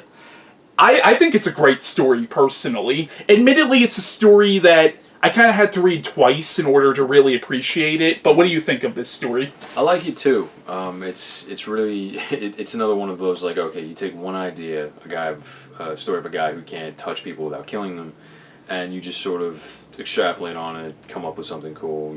Come up with a few pages, obviously, for a short story. I really like that it kind of focuses on the dread that this guy has just to be around people. 'Cause, I mean, you don't shake everyone's hands when you meet them. It's not like but the story's really about how important human contact actually is. Yeah, which is a good theme. And it's, you feel so bad for the titular character in the story. You really do. And I like how it is like this story within the story, because you have the wraparound story of this gentleman's club where they just get together and tell stories, but then you have the story within the story, which may or may not have actually happened in this universe. That depends on, because in a lot of ways the narrator is almost an unreliable narrator, just like in The Breathing Method, where it's like, okay, sort of an unreliable narrator when you really stop to think about it. Right. I'm actually kind of disappointed that Stephen King never touched on this club again. I actually because there's almost this element of the supernatural with the club, especially the butler, where it's sort of implied that there's something supernatural with the butler of this club, and I actually think these characters would have worked great in, the Dark Tower series. Maybe in one of the Dark Tower books, Stephen King should have had maybe at least a reference to them or something, because I almost feel like there could be a Dark Tower connection with this club. I don't know what you think about that, though. I would agree with that, yeah, because it's weird that, even just in, the general, sort of descriptions of it, you can tell something's off about the place, That this is a place where odd things might happen or odd stories are told, and that'd be actually a really good background for, an anthology show, or, an anthology. Oh, actually, yeah, that would be. Yeah, that'd be a really cool frame story, sort of. So hopefully, maybe somebody extrapolates on it. That'd be cool. Yeah, or maybe Stephen King himself, hey, Stephen, if you're watching this, which I know he's not, but if you do, bring these characters back. I liked these characters. And how do you feel like this compares to The Breathing Method? Because I actually really like The Breathing Method. I know that's considered to be almost like the black sheep of Different Seasons, but I personally always like that story myself. I do too. I think, and now that you mention it, yeah, it really the two of these are really great companion pieces to each other. So yeah, I think it's good. It depends on, I guess, maybe which one you read first. But yeah, I'd say it's there. Here are Mark's thoughts on The Man Who Would Not Shake Hands.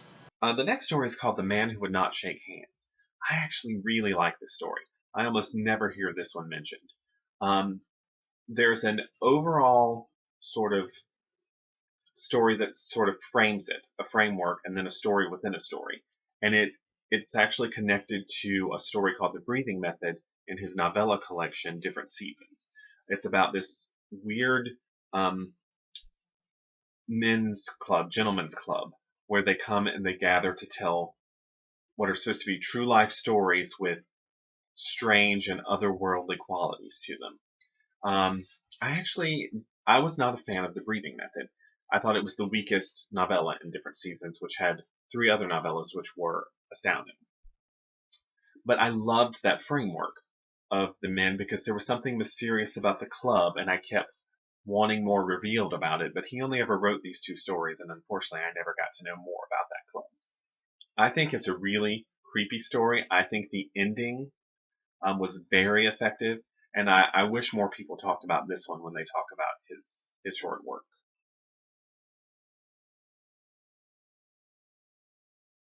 The next story in the collection is Beach World, and this one is about these 2 astronauts who crash land on this planet of sand. Like, basically it's a desert planet, but one of the characters keeps referring to it as a giant beach with no ocean, and one of the characters is going insane looking at this sand, and the other one's trying to get off the planet, but the other one is just so fixated on this sand, and later on in the story you get the idea that maybe the sand is alive. But what do you think of Beach World? I love it. I think it's such a great, like, sort of high concept sci-fi story. It's not.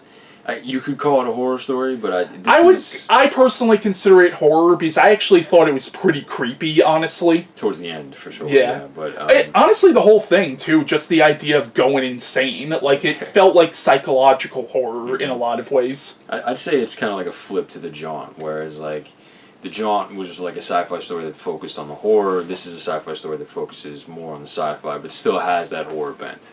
Yeah. I really liked the idea of like being trapped on this crazy, sentient world that is gonna mess with your head, and that goes back to like the darker side of sci-fi, like places that we might find if we go into space. Yeah. Like could you imagine like landing here? it would fuck with your head. Yeah. One thing I thought was kind of odd is that it implies that the story is set like thousands of years in the future.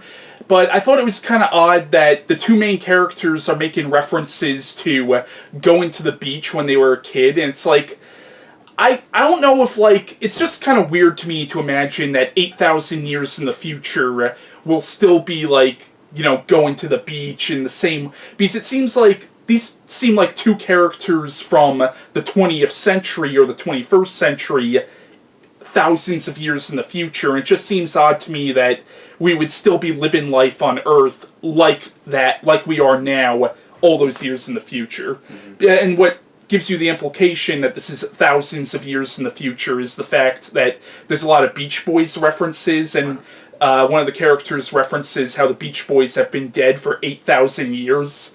But once again, it's just a little odd to me. I don't know what you think of that, though. I don't know if you thought of it that way, though. It didn't throw me off like that. I actually thought it was kind of like a cool sort of, like a funny way to set the scene, but also kind of show us like just how far in the future this is. Yeah. But I think it does. It sort of makes sense because I don't think like necessarily.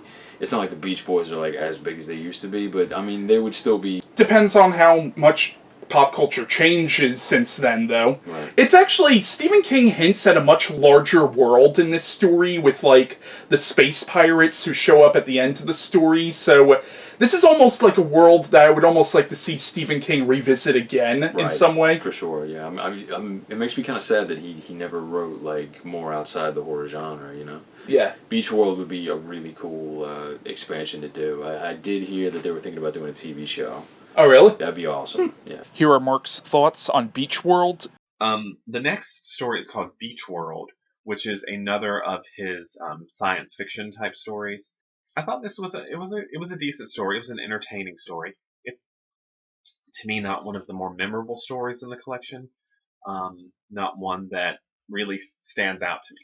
I actually had to go back and reread a little of it to remind myself what it was about. But it's effective.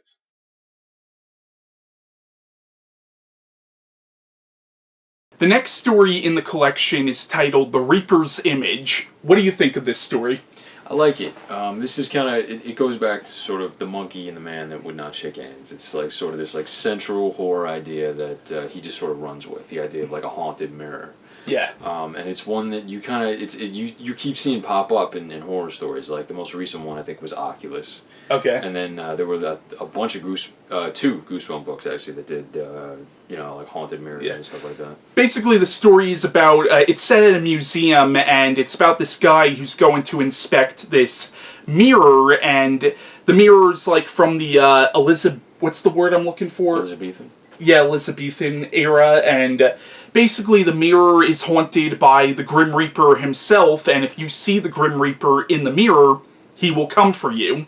And it really does have the feel of, like, a Hammer movie in a way. Like, it feels like just that classic horror story. Definitely. Or even like an Edgar Allan Poe style ghost story in some way. I would totally agree. Yeah, it's such a great like spooky quick story, and I love when it comes to horror. I do like that like quick spooky horror stories. The ending is like off-putting and really kind of like sticks with you. You know, it's freaky, even though it's an idea that, like I said, you've seen a bunch of times. It really kind of it is still notable. You know, thankfully, because Stephen's such a good writer. Here are Mark's thoughts on The Reaper's Image. Next is The Reaper's Image, which is a story that it's interesting to me. It's about a mirror that's supposed to be, if you look into it and see the devil, then you're going to disappear. It's a very classic kind of horror story to me. It feels kind of old school. And kind of like Beach World before it, I think it's an effective story. It's not one of the ones that stands out to me in this collection. I think because I do love this collection so much, and there's so many stories that are so great, I don't really feel there are any bad stories in here. They're just stories that didn't resonate with me quite as much. And I enjoyed The Reaper's Image, but to me, it felt more, solid, but not memorable.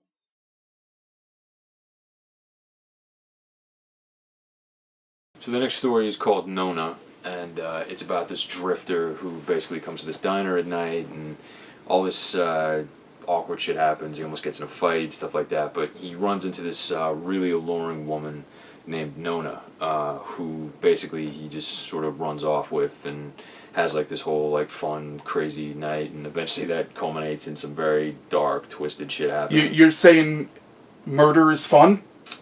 Maybe. Oh. No, I'm messing around.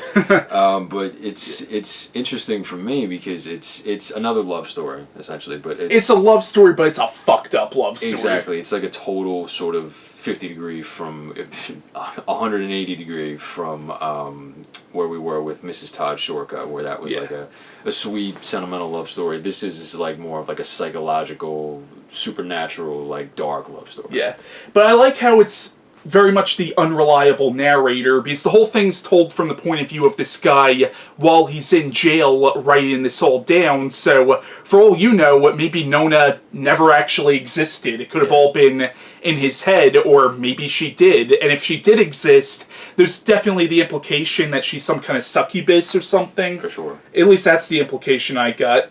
There's also, this is a possible Dark Tower connection, but the fact that she turns into a rat at one point implies that she might be part of the same species that the low men are. But once again, that's like, if you want to connect it, which obviously, since this was written very early on when Stephen King was writing The Dark Tower, that connections obviously would be more serendipitous than anything. But what do you think of that? Do you think she could possibly be a low woman? Definitely. That's a totally valid theory. And the interesting thing is, you keep seeing rats pop up in all the stories, and I think that is a callback to Lovecraft with rats in the walls. You know, you see rats in these stories, and it immediately means something is very off here. Mm-hmm. But another thing is, something that a recurring phrase you keep seeing in this throughout the collections is "Do you love?" Do you love? And this you see it pop up in the Raft and in this story. In this one, and then also it's on one page just before the story starts, just by itself. And it's interesting because this is, I think, the story that it most is prominent in, but also is the one that is most like about what that phrase exactly means and what the implications of it are. Each story that it appears in uses it in a different way. Context. Like the Reach uses it a lot, but we'll obviously talk about the Reach later. Here, I think it's meant to imply that, is this guy really capable of love? Particularly if he's imagining all this shit, is that person capable of love? It asks the question, what is love? Like, I mean, is it like, would you do anything for love and even murder, you know? Yeah, I think the answer is meant to be it's subjective what love is. But the scary thing is love will make us do all kinds of different stuff. Whether that be good, bad, and I think it's trying to say that love is a beautiful thing, but also it's something that will inevitably force you to have to. And it makes you wonder, he loves Nona, but if Nona is real and is something supernatural, does whatever this creature is actually love him, or is she only using him as a means to an end? Yeah, and it's the fact that she's the one that keeps saying it when you might interpret it as she does not love him at all and she's just fucking with his head. Mm-hmm. That's even more sinister. Yeah.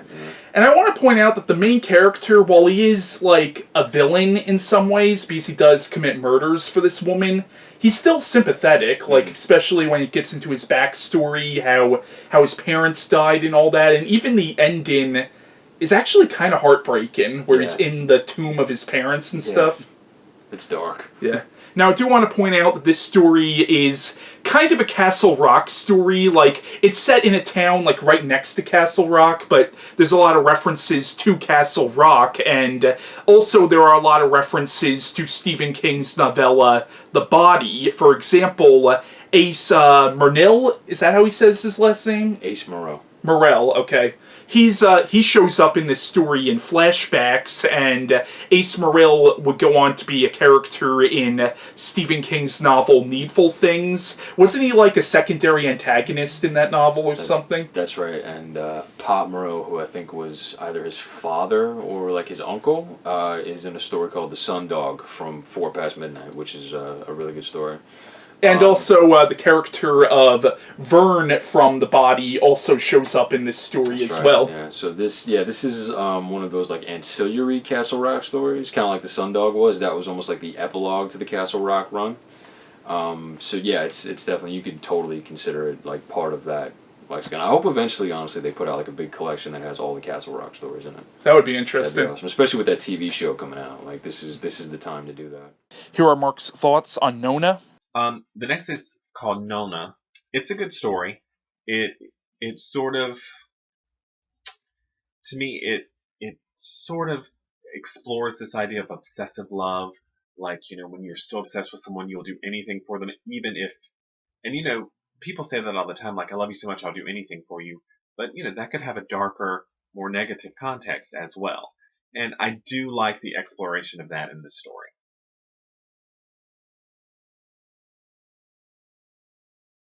So now we come to another poem, which is called For Owen. And I think this one really goes back to that dictation versus fiction type thing. This really, I think, is more just kind of him using writing as a way to demonstrate his love for his son. Basically what it is Owen, while he was walking to school, Stephen's son, Owen, told this story about anthropomorphic fruit going to school, sort of this weird little kid's idea that he came up with, these talking bits of fruit that go to class and study and stuff like that. And obviously him wanting to put it into poem form really is really just kind of him demonstrating just how much he really, the times he enjoys being a parent, because he has admittedly elaborated a lot on the dark side of being a parent a few times. So yeah, it definitely falls more into that dictation versus fiction realm, kind of him just wanting to do this for his kid, put it on paper, and put it into publication. Yeah. this like cute idea that his son came up with. I like it a lot too. like Yeah, I'll admit, when I first read the collection, keep in mind I read a lot of these back in high school. When I first read it, I was like, this sucks! What is this? I don't fucking like this! But as I got older, I've grown to appreciate it a lot more, but obviously, as a bratty 15-year-old, I didn't get it. I think King fans, like, they used to be like that. You know, they only wanted to see, like, straight up horror from him, and they only wanted to see him do, like, these, like, darker, fucked up stories. And then, when Eyes of the Dragon came out, everybody, like, wrote it off because they're like, this is, like, sword and sandal. This is, like, fantasy stories. We don't want to read this from you. But now, like, over time, perceptions have changed. People are realizing that writers can do whatever the fuck they want. They can, like, work with whatever genre they want. And now this will probably be seen as, like, a cool little, like, sort of gem from him, kind of him doing something way different from what you'd expect. And it's interesting, again, that it comes right after a story like Nona, which was, like, this really dark, fucked up love story, psychological thriller, supernatural story. This is literally just, like, him talking about just how much he enjoys being around his son, and that he really loves that his son is developing an imagination and is being creative. And him being creative himself, it's probably something that he really prided himself upon seeing in his own son. So really this story is just, him elaborating on that. Here are Mark's thoughts on For Owen. For Owen. That's the second poem in the collection. And it's much shorter than Paranoid a Rant. But I think it's a great little poem about his son, Owen King. I think there's a sweetness to it, there's a tenderness to it, and again, to me, it's all about that variety. It's all about that eclectic nature of his writing, that he can write something like Survivor type about a man eating himself, and then he can write a very sensitive poem about spending time with his son. I really like that poem.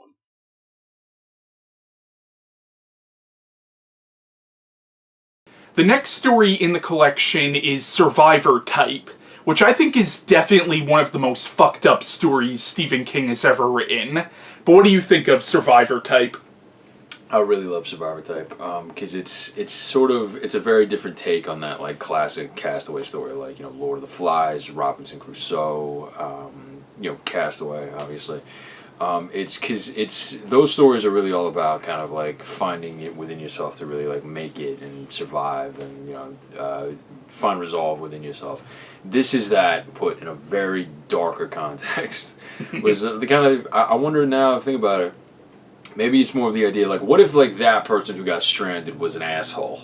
Yeah. Because, like, he's a dick to some degree, but he's a dick, but you feel bad for him. Because what happens to him, I wouldn't wish that on my worst enemy. Right, yeah. He's a likable dick, admittedly. Yeah. But basically, the plot of the story is it's about a doctor who gets into drug smuggling, and he's on a cruise ship, and he's about to smuggle a shitload of heroin into the country, but there's a huge storm and the ship sinks, and he washes up on this desert island, and he has absolutely no food. All he has is a fuckload of heroin. As the story goes on, he starts, like, shooting up. I don't know if he shoots up or snorts it. I guess he would snort it, because I don't know if he had any syringes with him. Does it say? I think he just, like, flat out ingests it. He just starts, like, piling it into his mouth. Yeah. Almost. So more or less, he gets really high on heroin, and since he has no food, he gets it in his head, since he's a doctor, that he'll amputate certain parts of his body and eat those to stay alive. That's the basic plot line of the story, and yeah, it's a fucked up story, but it's self-reliance and self-sustenance. Yeah. The thing that really makes it unique, though, and I think that makes it stand out so well, is that it's written as though it's his journal. Testament to what's happening on the island. Mm-hmm. And eventually that, you could guess from hearing the plot, that really starts to mess with how it's written. He starts to, like, lose track of, like, what the date is, of, like, how many days have gone by. And eventually, like, it just starts becoming, like, more and more almost, like, psychotic, because he's slowly losing his mind while this is going on. Yeah. He starts misspelling things, and it really kind of, it starts to mess with your head as you read it, because you realize, first, like, you think it's a typo or something, but then as it goes on, you're like, oh, wait, no, This is like literally him messing it up, and like he's just like slowly like cracking under all the pressure. Yeah. And And that's the thing. It's like you feel bad for him. Like, yes, his character was a dick, but still, it's like what's happening to him. I wouldn't wish that on the worst human being in the world. For sure. You know. Yeah, and it ends in a very dark, very bleak moment. Yeah. With judging from how it's written, like nothing good is gonna happen next. Yeah. So it's one of those ones that leaves you hanging, but leaves you hanging in a good way. And you kind of know what's coming next. You know, there's only so much he can do.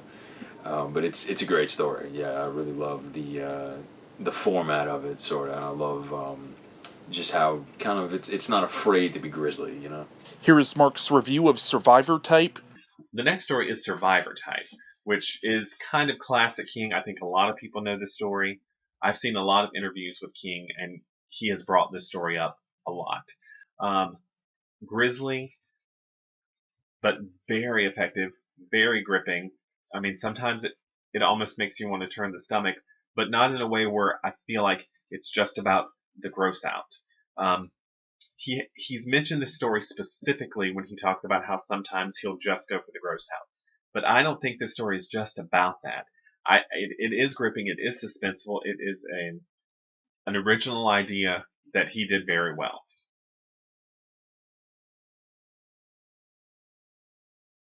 The next story in the collection is Uncle Otto's Truck, which is a story I actually like. I feel like this is one of the stories that some fans don't really like that much, but I've always enjoyed the story myself. Basically, it's about this, it's told from the point of view of this guy whose Uncle Otto has this truck, like, across the street from his house, and it's an old, broken-down truck, and years ago, a business associate of his Uncle Otto was found dead under the truck, and as the story goes on, you realize that this guy's Uncle Otto believes that the truck is alive and is slowly moving closer and closer to his house, and you kind of get the implication that the truck is probably possessed by the spirit of this guy who was killed, kind of like Christine in a way.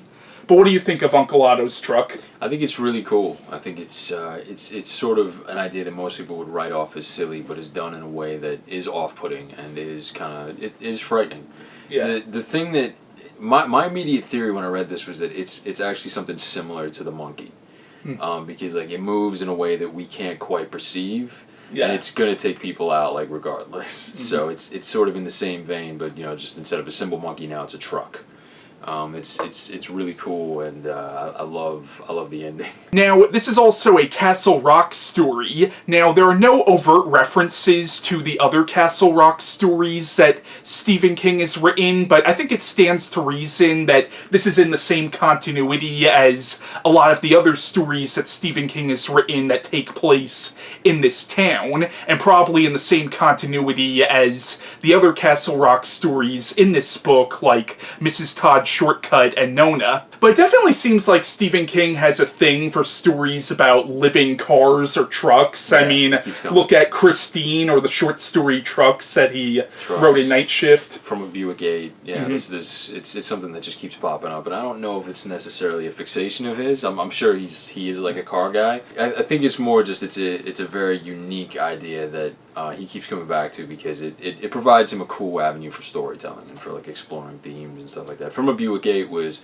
a lot more ruminative than like Christine or Trucks, whereas like Trucks was just a straightforward like, okay, here's how like it would go if like Trucks came alive, in the middle of nowhere, and then Christine was more just like, okay, here's that like set against like high school life or like just regular life, and now this is almost sort of like to some degree I guess a revenge story. Yeah. So it's different things for different stories basically, but it's obviously all with the same theme of a car like coming to life. Here is Mark's review of Uncle Otto's Truck. Uncle Otto's Truck. I do think it's a good story. Again, to me, it's one of the ones that doesn't stand out as much. In a weird way, even though they're not really connected, it reminds me of the story The Mangler from his earlier collection, Night Shift. Good stories, but the premises, to me, he didn't quite rise above the silliness of the premise for me.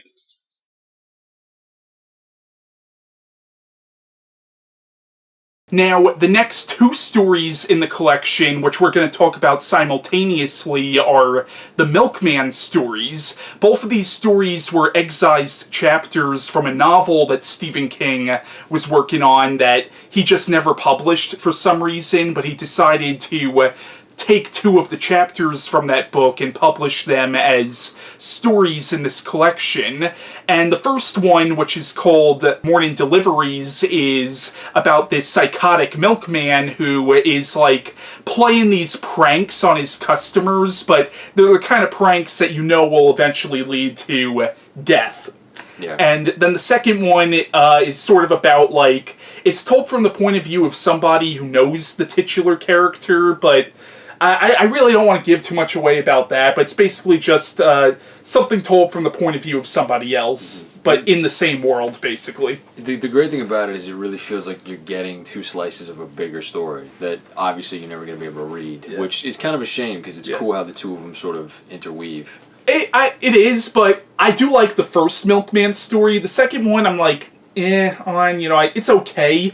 I think if we were reading both of these in, one book, I would probably enjoy it a lot more if, like, the story was complete. Yeah, that's why it's kind of sad. You do kind of wish that maybe this had been a full novel. But because I think the first Milkman story does work as a standalone story, but the second one, I feel like it just feels like an incomplete story, I think. Well, I mean, it's more of like I think it's meant to be a surprise type thing. Like, Okay. in the first one, obviously, like, Spike is crazy, and then the second one sort of comes with the revelation that he's probably influencing a lot more in this town than we know about. So it makes you really wonder, like, just how messed up Spike is. And I think in the second story they mentioned that there was, like, a murder, like, 10 years ago, and nobody knows who did it, or the guy who did it probably wasn't really the one who did it. I think they're trying to say Spike was the real killer. I thought it was interesting how in the second Milkman story, they focus on the one character who's a mechanic who... it implies that he hates his wife, and then it just offhandedly mentions, he went home and killed his wife. Yeah, I love that, because later on you find out that Spike basically pushed him towards doing that, and it's so messed up to think that he's both a sociopath and a psychopath to the point where, like, he's putting stuff in people's, like, milk bottles, but also, like, in his off hours when he's not working, this is what he does. He, like, manipulates people into, like, screwing with each other or killing each other, that kind of thing. And it's almost like a non-supernatural Randall Flagg in some way. Exactly, yeah. It makes you kind of really wish that we'd have gotten a full novel out of this, because, like, what a malevolent, fucked up character that would have been so, dare I say, interesting to follow in, like, a full novel. These are two really cool, like, intertwined, like, bits of it, though. So I like them a lot. Here are Mark's thoughts on the Milkman Stories. The next story is interesting because the next two stories, there's Morning Deliveries, which is subtitled Mailman Number 1, and then Big Wheels, A Tale of the Laundry Game, Milkman Number 2. So we'll talk about Milk Deliveries, Milkman Number 1, which apparently is a part of an aborted novel or something from what I've read. It's the shorter of the two, and I think it's very entertaining. It's about a deranged milkman who is going around his rounds, leaving out the milk with, we'll just say, surprises inside for the people who are going to get them. And there's not much more to it than that. But I think it's very creepy. In some ways, it's very darkly humorous. And I think it works on its own, even though it's, like I said, part of an aborted novel. Because I'm a fan of flash fiction, which is just like these one little moments in time that leave you wondering about the rest. So I actually thought it was very effective.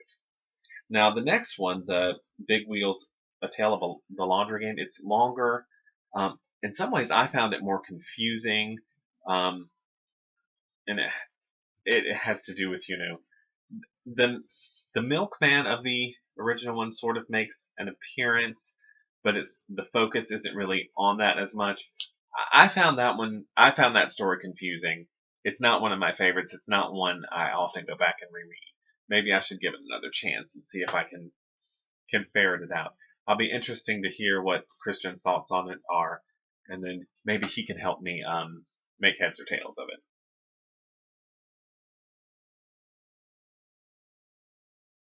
The next story in the collection is titled Grandma, and this one's interesting because it's very much Stephen King's tribute to the H.P. Lovecraft Cthulhu mythos. Like, there's a reference to Yog-Sothoth at one point in this story, so it's very much like Stephen King's take on the Cthulhu mythos, but also with sort of a Stephen King twist to it as well. Something as simple as, like, having to watch after your invalid grandmother, which, I think it's personal for him because he actually used to have to do this, and I guess that this is meant to be sort of his sort of window into that, but obviously with the Lovecraftian twist with the to Lovecraft it. Man, yeah. Yeah, basically the plot of the story is it's about a little boy who has to watch over his grandmother who's dying, and throughout the story you get hints that this grandmother's not really well liked in the community, and there's something supernatural about her, and it all ties in with H.P. Lovecraft's Cthulhu mythos. But I think that's interesting because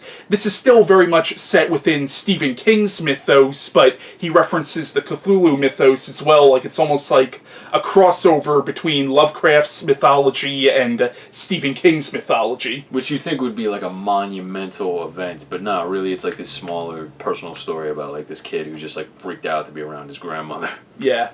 Now, the story is, it is set in the town of Castle Rock, and I guess it stands to reason that it's in the same continuity as the other Castle Rock stories that are in this book, but there's also a brief reference to the character of Joe Cramber from Cujo in this story. Right. Now, this story was adapted into an episode of the 80s Twilight Zone series. That episode was actually written by Harlan Ellison, which is interesting because Harlan Ellison is a great writer, so it's like you had one great writer adapting another great writer. Who was taking influence from another great writer. Yeah. Yeah. Have you ever seen that Twilight Zone episode? I've seen it, yeah. It's really good. That's another one that kind of like really followed it to the letter. You know, Here's the thing, because I watched that Twilight Zone episode before I read the story, and when I first watched the episode, I didn't like it too much. I actually gained a greater appreciation of it after I read the short story. I guess that makes sense, yeah, because it would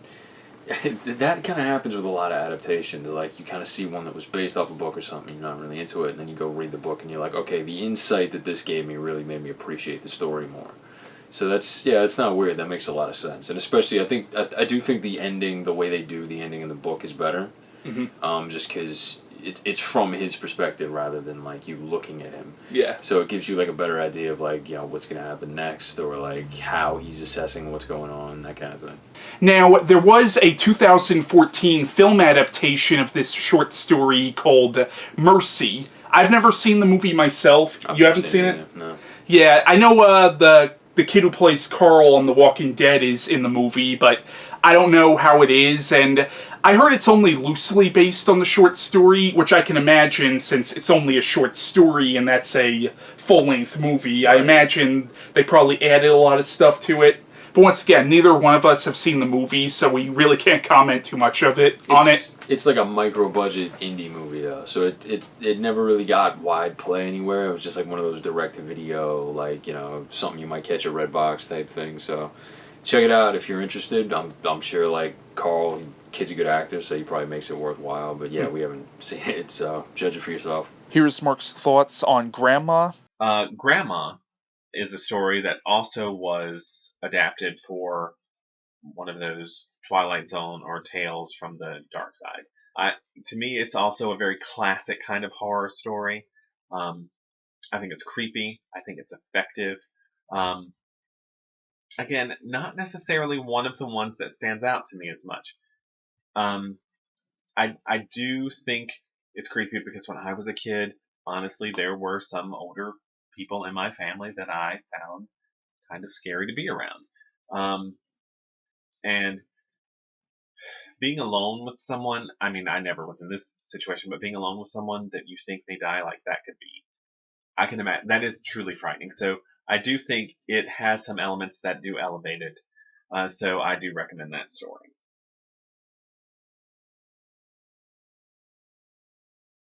Now, the next story in the collection is a novella titled The Ballad of the Flexible Bullet. And I'm going to admit right up front, this is the only story in the collection I did not read. I am going to read it eventually and do a standalone review of this story to remedy the fact that I didn't read it, so I'm going to let my friend Chris completely take the reins on this review for right now. So basically this story is about this writer who has a typewriter, and a friend of his had his own typewriter, but the thing was he kept thinking that for some reason there was a creature living within this typewriter. And he started like pumping food into it and all this like weird shit like Twinkies, like all random food and stuff. And you're not really sure whether or not he was crazy or whether there genuinely was a creature living in his typewriter. Really, I think it's meant to be a metaphor for how writers look at the process of writing. Like, you gotta feed into it, you gotta keep giving it like sustenance, and you gotta get the product out.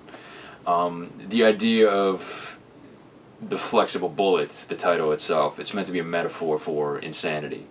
A bullet will hit you and then it will sort of branch off and just keep on like eating at you and eating at you until finally you die. That's meant to be what insanity is. Slowly it just keeps eating away at your mind until finally you're gone. So I think with the psychological implications of the title, there probably isn't a creature living in the typewriter. But it's a cool thing to speculate on. I guess you could say maybe there's some Dark Tale references in it. But I really love the theme of insanity and how insanity has maybe possibly some tangibility to creativity and even, you know, work ethic, that kind of thing. And it's definitely cool. It's quick for what's considered a novella. It's probably, I think, like half the length of The Mist. But it's a very interesting story and a very cool idea. Inherently silly, obviously, but something that's very cool to get through, and does have some dark moments that happen throughout, and it ends in kind of this psychologically ambiguous place that you're not quite sure what to make of stuff. But it's a cool story. So it was an odd choice for the second to last one. I feel like if it was the novella, maybe it should have followed up Mist. But that's kind of the cool thing about the structure of this collection, is that it goes so back and forth, and you're wondering exactly what's going to come next, you know. Here are Mark's thoughts on the novella, The Ballad of the Flexible Bullet. The Ballad of the Flexible Bullet. I like that story for its exploration of writing. I know people always talk about King always writes about writers, and it gets boring. I personally never get bored. And not just because I'm a writer, but because I'm fascinated by writers. I'm fascinated by the creative process, so I always love when he explores that. This one's a little strange, about a man who believes there are creatures that live in his typewriter and help him come up with the stories. So it's a little strange, but it is entertaining, and it is, you know, I like when King does anything that deals with writing. I can't help it. I'm always going to be a fan of a story like that.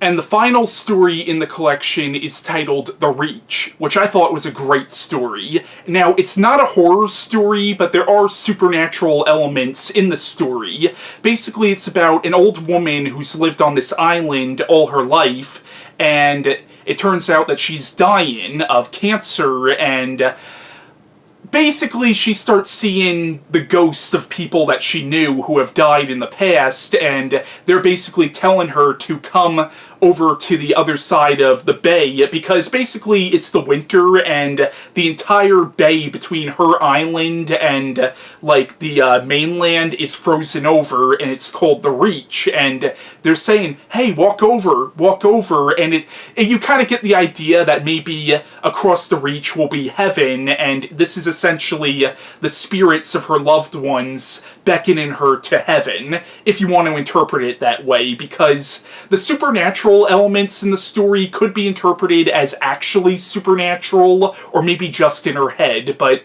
it's a beautiful story. But what do you think of The Reach? Yeah, I would totally agree that it's beautiful. It's great that the collection ended on this really like sweet, really sentimental story that kind of flips how all the previous stories have been looking at death like on its head.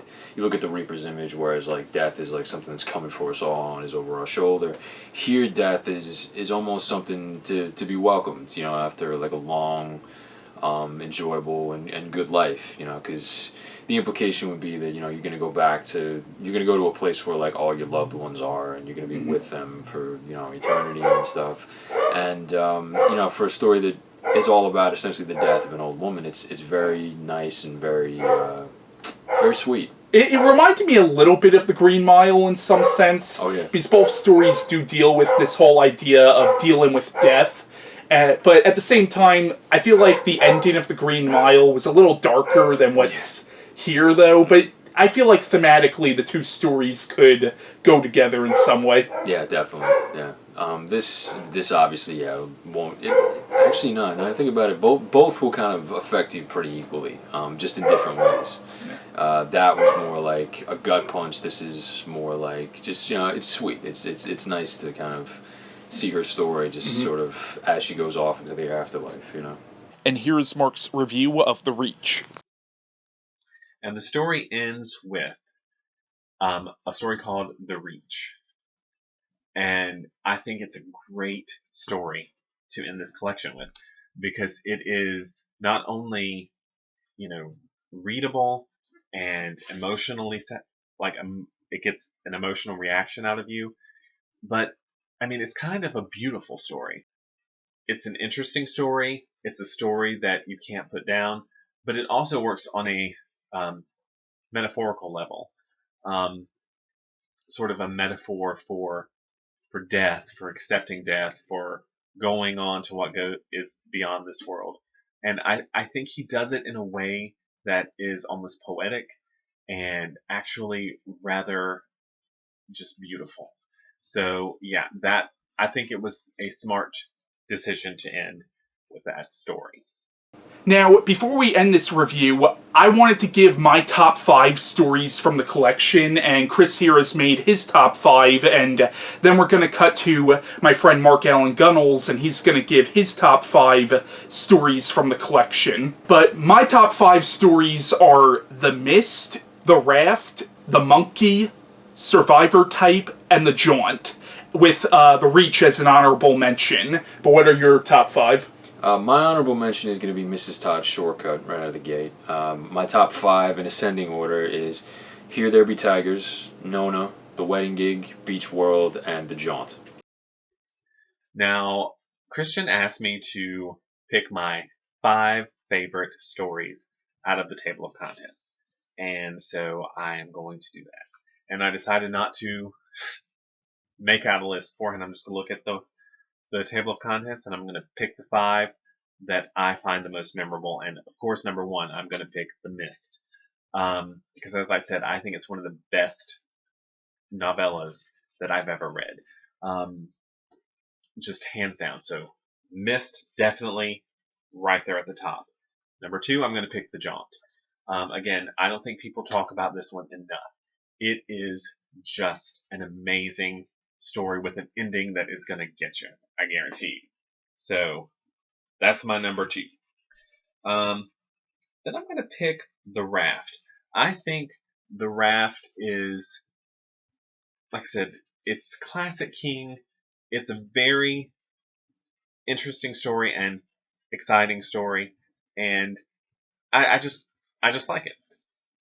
And for a very similar reason, I'm going to pick Survivor Type. Like I said, classic King, an interesting premise that he handles in a way that goes beyond just, ooh, how gross, look what's happening, but he makes it feel real, and he gets a visceral reaction out of you. And number 5, I'm going to pick The Reach, because like I said, it's just a beautiful, moving story. So that's my picks. The Mist, The Jaunt, The Raft, Survivor Type, and The Reach. If I had to give an honorable mention, it would be The Man Who Would Not Shake Hands, just because I feel like that one doesn't get enough attention. But there you go. my top 5 and 1 honorable mention. So thank you, Thank you, Christian, for letting me participate, and bye. So, any closing thoughts on this overall collection? I say it's an unconventional structure for an unconventional collection. I think it probably is my personal favorite of the King collections, just because it does so many different things, and it messes around with genre, with structure, with character. You know, it's really an all over the place read, but in a good way, in a way that kind of messes with your perceptions and kind of challenges you. There's some really good stories, some really good themes, and I wholeheartedly recommend it. I recommend it too. I would say some of the stories might be a little better than others, but even the weaker ones are still worth it, I think. Definitely, yeah. So yeah, that was our review of Skeleton Crew by Stephen King, and bye.